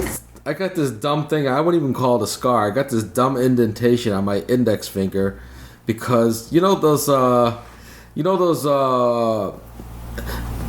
out the wipes. Yeah. And they got the teeth in them. Yes. I got this one stuck on my finger for I couldn't get it off for whatever reason. I got one of the teeth just drove into my index finger. It hurt like hell, and it took a while to get it off, and I eventually got it off, and I'm like, oh, that's weird. I got an indentation on it. I thought it would go away eventually. It never did. It's still there to this day, and that was like, shit. I was like 10 years old, 11 years old. Must have pinched a nerve or something. Yeah. I thought that was gonna be a better. I was gonna read you something. I was like, that was dumb. So. No, her friend's an asshole. Fuck her friend. Yeah. Scars. They're depressing and gross. Again, never bothered by those scars until this point. So, eat a dick. It's like, come on, man. With a scar on it. With a square, eat a scarred ass dick. Someone should comment back on that post and be like, Pixar didn't happen. Oh, man. Let me see them surgicals, baby. That's somebody's thing, you know it. That's what I'm saying. Yeah, there's probably a Reddit dedicated to just that, so we keep it motherfucking moving. So yeah, there you go. I'm just giving you a show. Totally happened. We did it again. Yay! Somehow, somewhat. I had a few drinks. I had to get up to pee. There has not been any obvious titles in this particular go around. That always makes it difficult.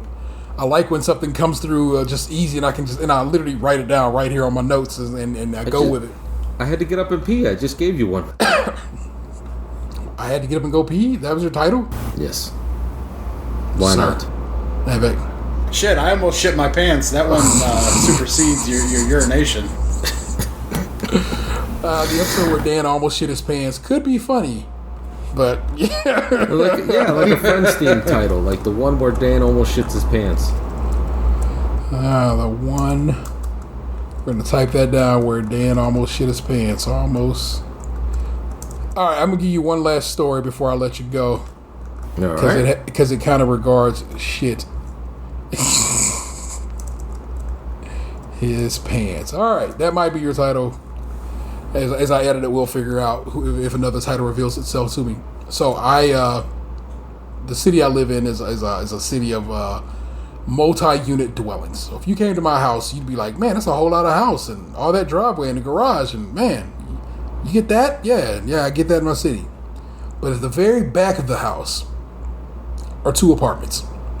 So I have a back, up, and downstairs neighbors. The back downstairs lady is fine. She is just a bit of a neighborhood rabble rouser, but nothing too bad, and she don't fuck with me or my folks, so we cool. The lady at the top has lived there as long as I have lived here, and possibly longer, but for years did not stay there, meaning she paid her rent but did not live there. And then a couple of years ago, out of nowhere, just came back with a kid and her man. And now they all live back there. Out of nowhere last week, she just started sitting on my porch. Now, mind you, like I said, the way this house works is I have what is the full house portion of this house. That's what I rent. Attic, basement, living room, dining room, a full house. It's what you think it is. I have the full house, the front yard, the driveway and the garage. I pay for them. They are part of my my lease. All those are mine, and to do with as I will. So when this perfect stranger, because I don't know her, I know her name, but I don't know her, just decided she was going to be sitting on my porch drinking beers and smoking cigarettes, I saw it and I was like, I'm going to let you get this one. And she did it again and I was like, that's weird. Let me sack up and talk to her. I'm a man who avoids confrontation at all costs. I'm not good at it. It makes me nervous. It gives me a fucked up energy and I don't like doing it. But I finally walked out there and said, hey, yo, this is kind of weird, right? Oh, I know, I'm sorry. Gets up and walks away. But then, I got cameras now in the house. Shows me on the porch, let's say, 12:30 in the morning, and sits there for hours on my porch. 12:30 in the morning? Yes, a.m., black and white, you know what I'm saying, on a night vision camera. And keeps coming out and sitting on my porch. And Vanessa's having a bit of a freak out because, she's worried about Corona, but she's also just like, same as me, just not a person that's built for confrontation. And so the next time I finally go out there and I'm like, Val, you cannot, fuck it, you don't know her. Val, you can't sit on my porch, okay? I'm sorry. I'm like, it's cool. I go, but it's my porch, and we're in the time of Rona and shit like that. You can't be on my porch. That shit's not hot. I'm so sorry. No worries, no problems. Cool. No more out on my porch. Except the next morning, my son says, "Why is the neighbor sitting in the driveway on a basket?" And I laugh it off, like, what the fuck are you talking about? But at some point I go and walk my dog, and sure as shit, this bitch gun pulled out a basket and is sitting at the end of the fucking driveway with her beers and her cigarettes, a bottle of hand sanitizer, and a face mask. I'm like, smoke with the face mask on? I think she just has a face mask to wear. I don't think she has a face mask on. I think it's just there with her. So at that point I'm like, okay. So I go to my landlord at that point. I never try to exit. I don't want to talk to my landlord unless I fucking have to. It's just, again, not a man of confrontation, and also not a man who's just trying to even deal with this shit. But I'm like, hey, Val been sitting on my porch. I told her to please stop. She did, and now she's sitting at the end of the fucking driveway. And he's like, I'll take care of it. But then it went from her sitting on that basket in the driveway. So this is another thing. Like, so I had to go get Xander was at his buddy's house the other day, and I told him, like, don't walk home late. Just call me. I'll come and get you. So I have to go out there, and she's just sitting out there talking to another stranger who I've never seen in my neighborhood before. They're having a perfectly just nice breezy conversation at seriously midnight, well past midnight at this point, because I told Xander that he can hang out till midnight. Like, shit, sweet.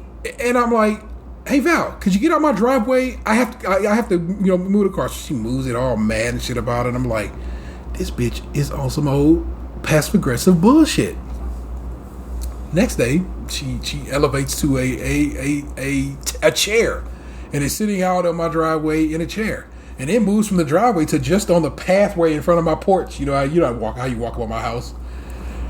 So then I hit the landlord again. I'm like, bruh, I am trying my best to avoid having to have these conversations with you, but now this bitch. Okay, let me get you right. Vanessa wakes up that next morning, sees that chair. The chair is just there, but no Val. And it's like, I'm gonna go take the chair, I'm gonna go put it in the backyard, and I'm not dealing with this shit no more, T. And I'm like, all right, I got you. You know what? You right, and I got you. And I've tried to have a conversation with her, and now this goes over to my landlord. This becomes that situation.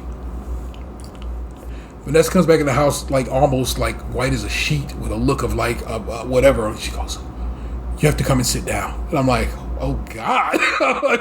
I'm like, did she kill that bitch? Is this what it's about to be? Am I about to bury her body? Not prepared to do that quite yet, but I mean, I guess it came down to it. And she says, I went to go move the chair back there, and in the chair is an adult diaper covered in piss and shit. What the fuck? That bitch just be sitting, because remember, mind you, I told you she sat there for hours. Apparently, just sit there pissing shit the goddamn day away, and then just left the chair there with the piss and shit in it.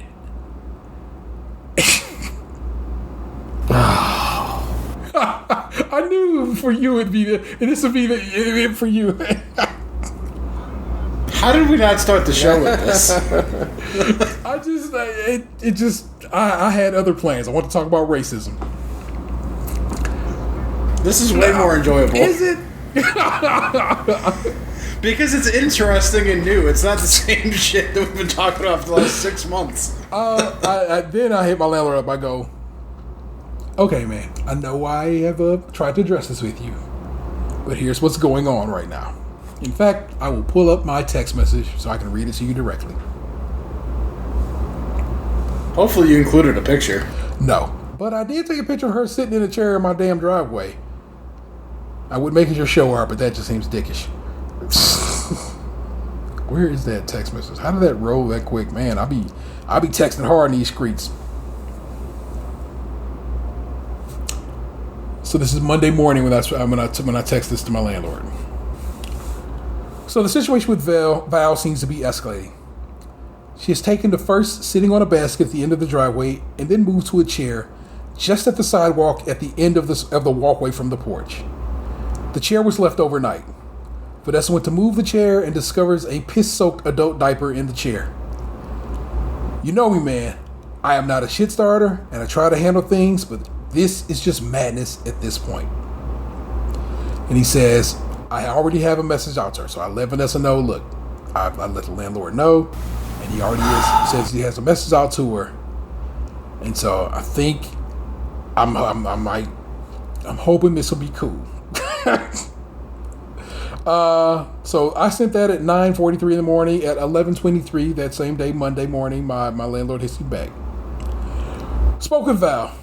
Long story short, asked her to get her shit and life together, otherwise she need to find somewhere else to live.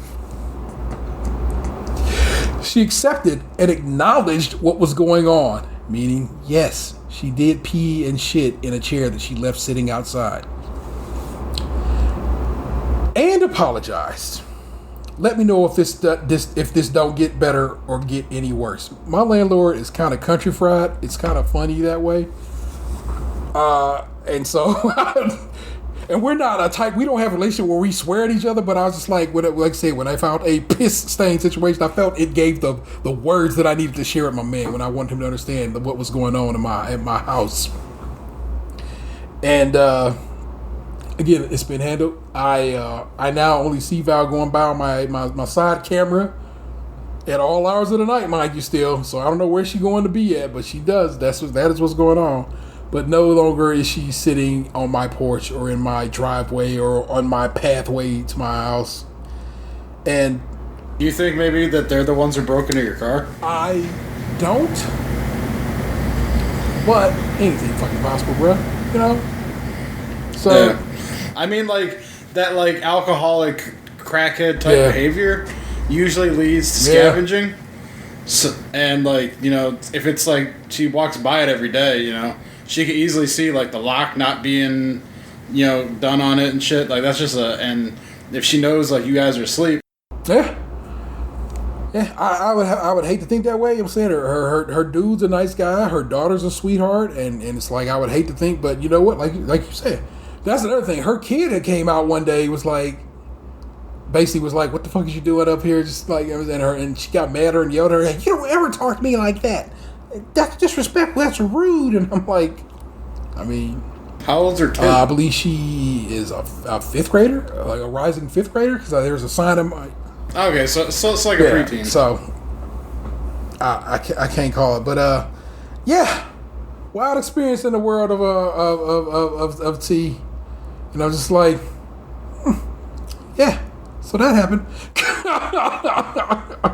I told Anthony about it, and he had been like, "Man, that's so." I told him about that. I finally had the balls and sacked up to fucking tell her, "Yo, you got to stay off my fucking porch because that shit's not hot." And because he understands how I'm just like I said, I'm not a man of confrontation. I truly am not. But it just had to be a confrontation at that point because she wasn't getting the hint, the gentle. Hey, this is weird that you're on my porch.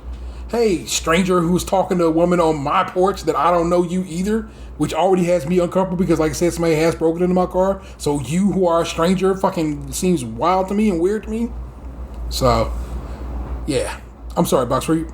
I was gonna say, I find it very ballsy that you told her to not be on the porch. She apologized and then still came back to the porch. How do you cross that line again after you've had direct please don't cross this line? Yeah, how do you? And again, never a problem before this. I hope never a problem after this. But there you go. You know what I'm saying? That for a week and some change. It was basically a week exactly, because like I said, it was basically Monday to Monday. My neighbor just decided, fuck it, I'm sitting on your porch drinking Tall Boys of fucking Steel Reserve and smoking cigarettes, which is the grossest thing in the fucking world. You know cigarettes is disgusting. I hate that smell, bro. Ugh, fuck on. Yeah, man. It's wild out here. Okay, now you... Isn't it amazing how people never have their shit together always manage to have money for cigarettes and beer? I remember I used to work with people who were always talking about they didn't have money to pay their bills, but they always had a fresh bag of cigarettes. Yeah, and at some point it's like, what is you doing? Addiction. You know what? Addiction, man. Sometimes I get addiction, but damn, man, the light bill or cancer. Yeah, hopefully one will be just gotta help keep the heat and the lights on. I guess I understand addiction. I would just hope that you'd prioritize the light bill over buying the addiction, because I overeat, but I don't overeat to the point where my light bill don't get paid, you know? Yeah, it's not like cheesecake light bill. No, it's not. You know what I'm saying? Yeah. Yeah, it's I pay all the important shit, and then I look to see how much food money's left. That's also... They do it in the reverse order. Can I make rent? Nope, but I got this carton. The carton of smokes. It's wild for the night.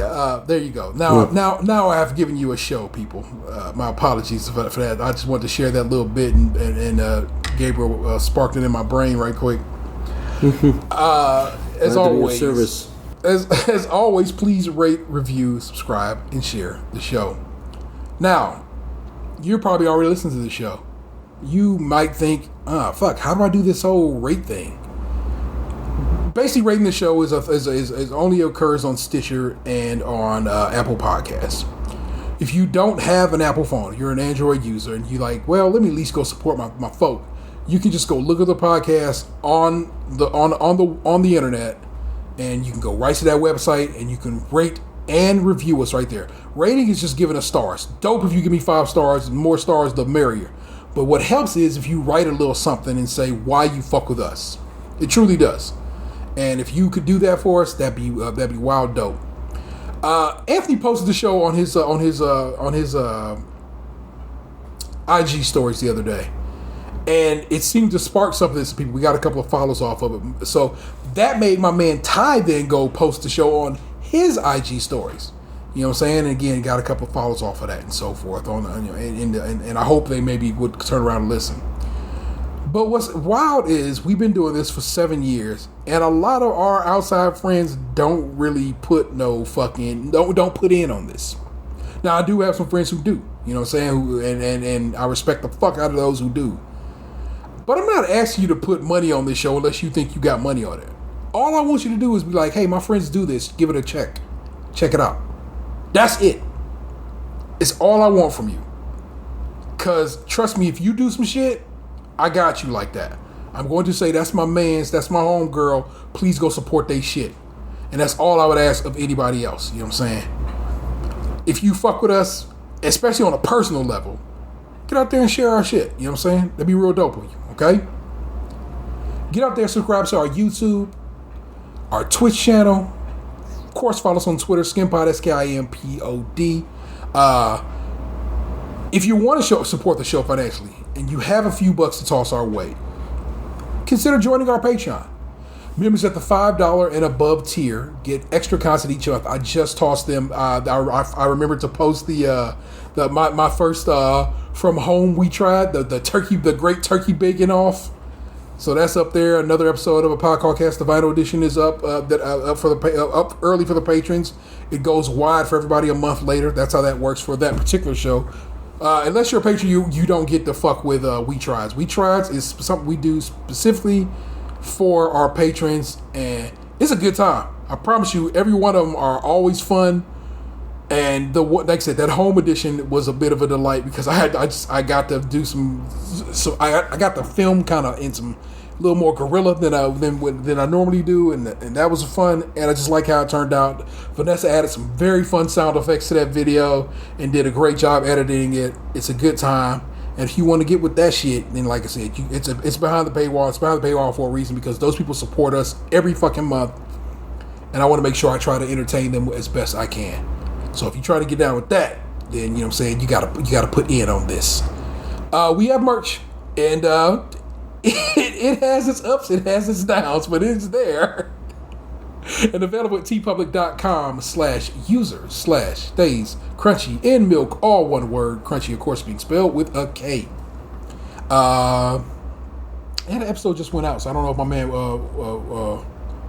got the notice that I said if he hits us up, we'll get him a shirt. But I hope you did, and I will buy you a shirt because that's what I said. It's out of my pocket, not out of the show's fund. I'll just pay for that. I'll pay for that out of pocket. And yay, if you want to, give us a call. We have a phone number. It's perfect. It's available. You can get down with the get down. 216-302-8763. That's 216-302-8POD. I love checking it every now and again and seeing how many wrong numbers are on there. So let's take a peek right quick. There's a phone call, let's see, from Monday at 12:18 p.m. And literally just somebody called and didn't do anything. There are no voicemails, but we have had 4 calls to this number over the last, I guess, month or so.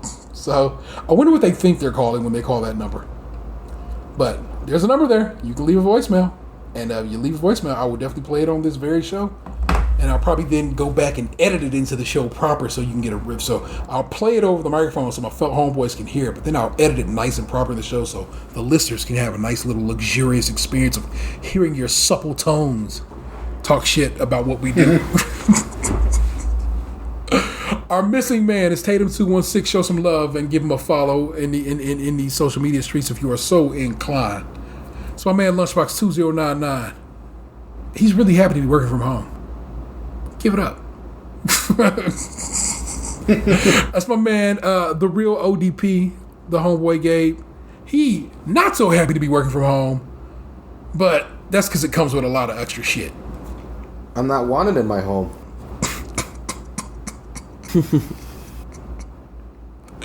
You're wanted in your home, you're just not wanted in your home. That's how we word that, you know what I'm saying? How we flip that particular script. You're wanted, sir. You're loved. You know what I'm saying? As soon as you come outside, your kids is running like, where the fuck daddy go? What you doing out here, daddy? They love you, man. You know that. No, those are the lookout kids. Oh, man. True, but, whatever. Every week at the end of this show, you hear a child say, hey, what happened to you? You used to be beautiful. That child turns 9 years old this week, and that's pretty fucking dope. So happy birthday to You Used to Be Beautiful child, because she's dope, and she loves her daddy, and I know she likes having him at home more than he understands. I am the Internet Savior 713. You have just been podcast to. I'm relatively certain you enjoyed it. Peace. Hey, what happened to you? You used to be beautiful.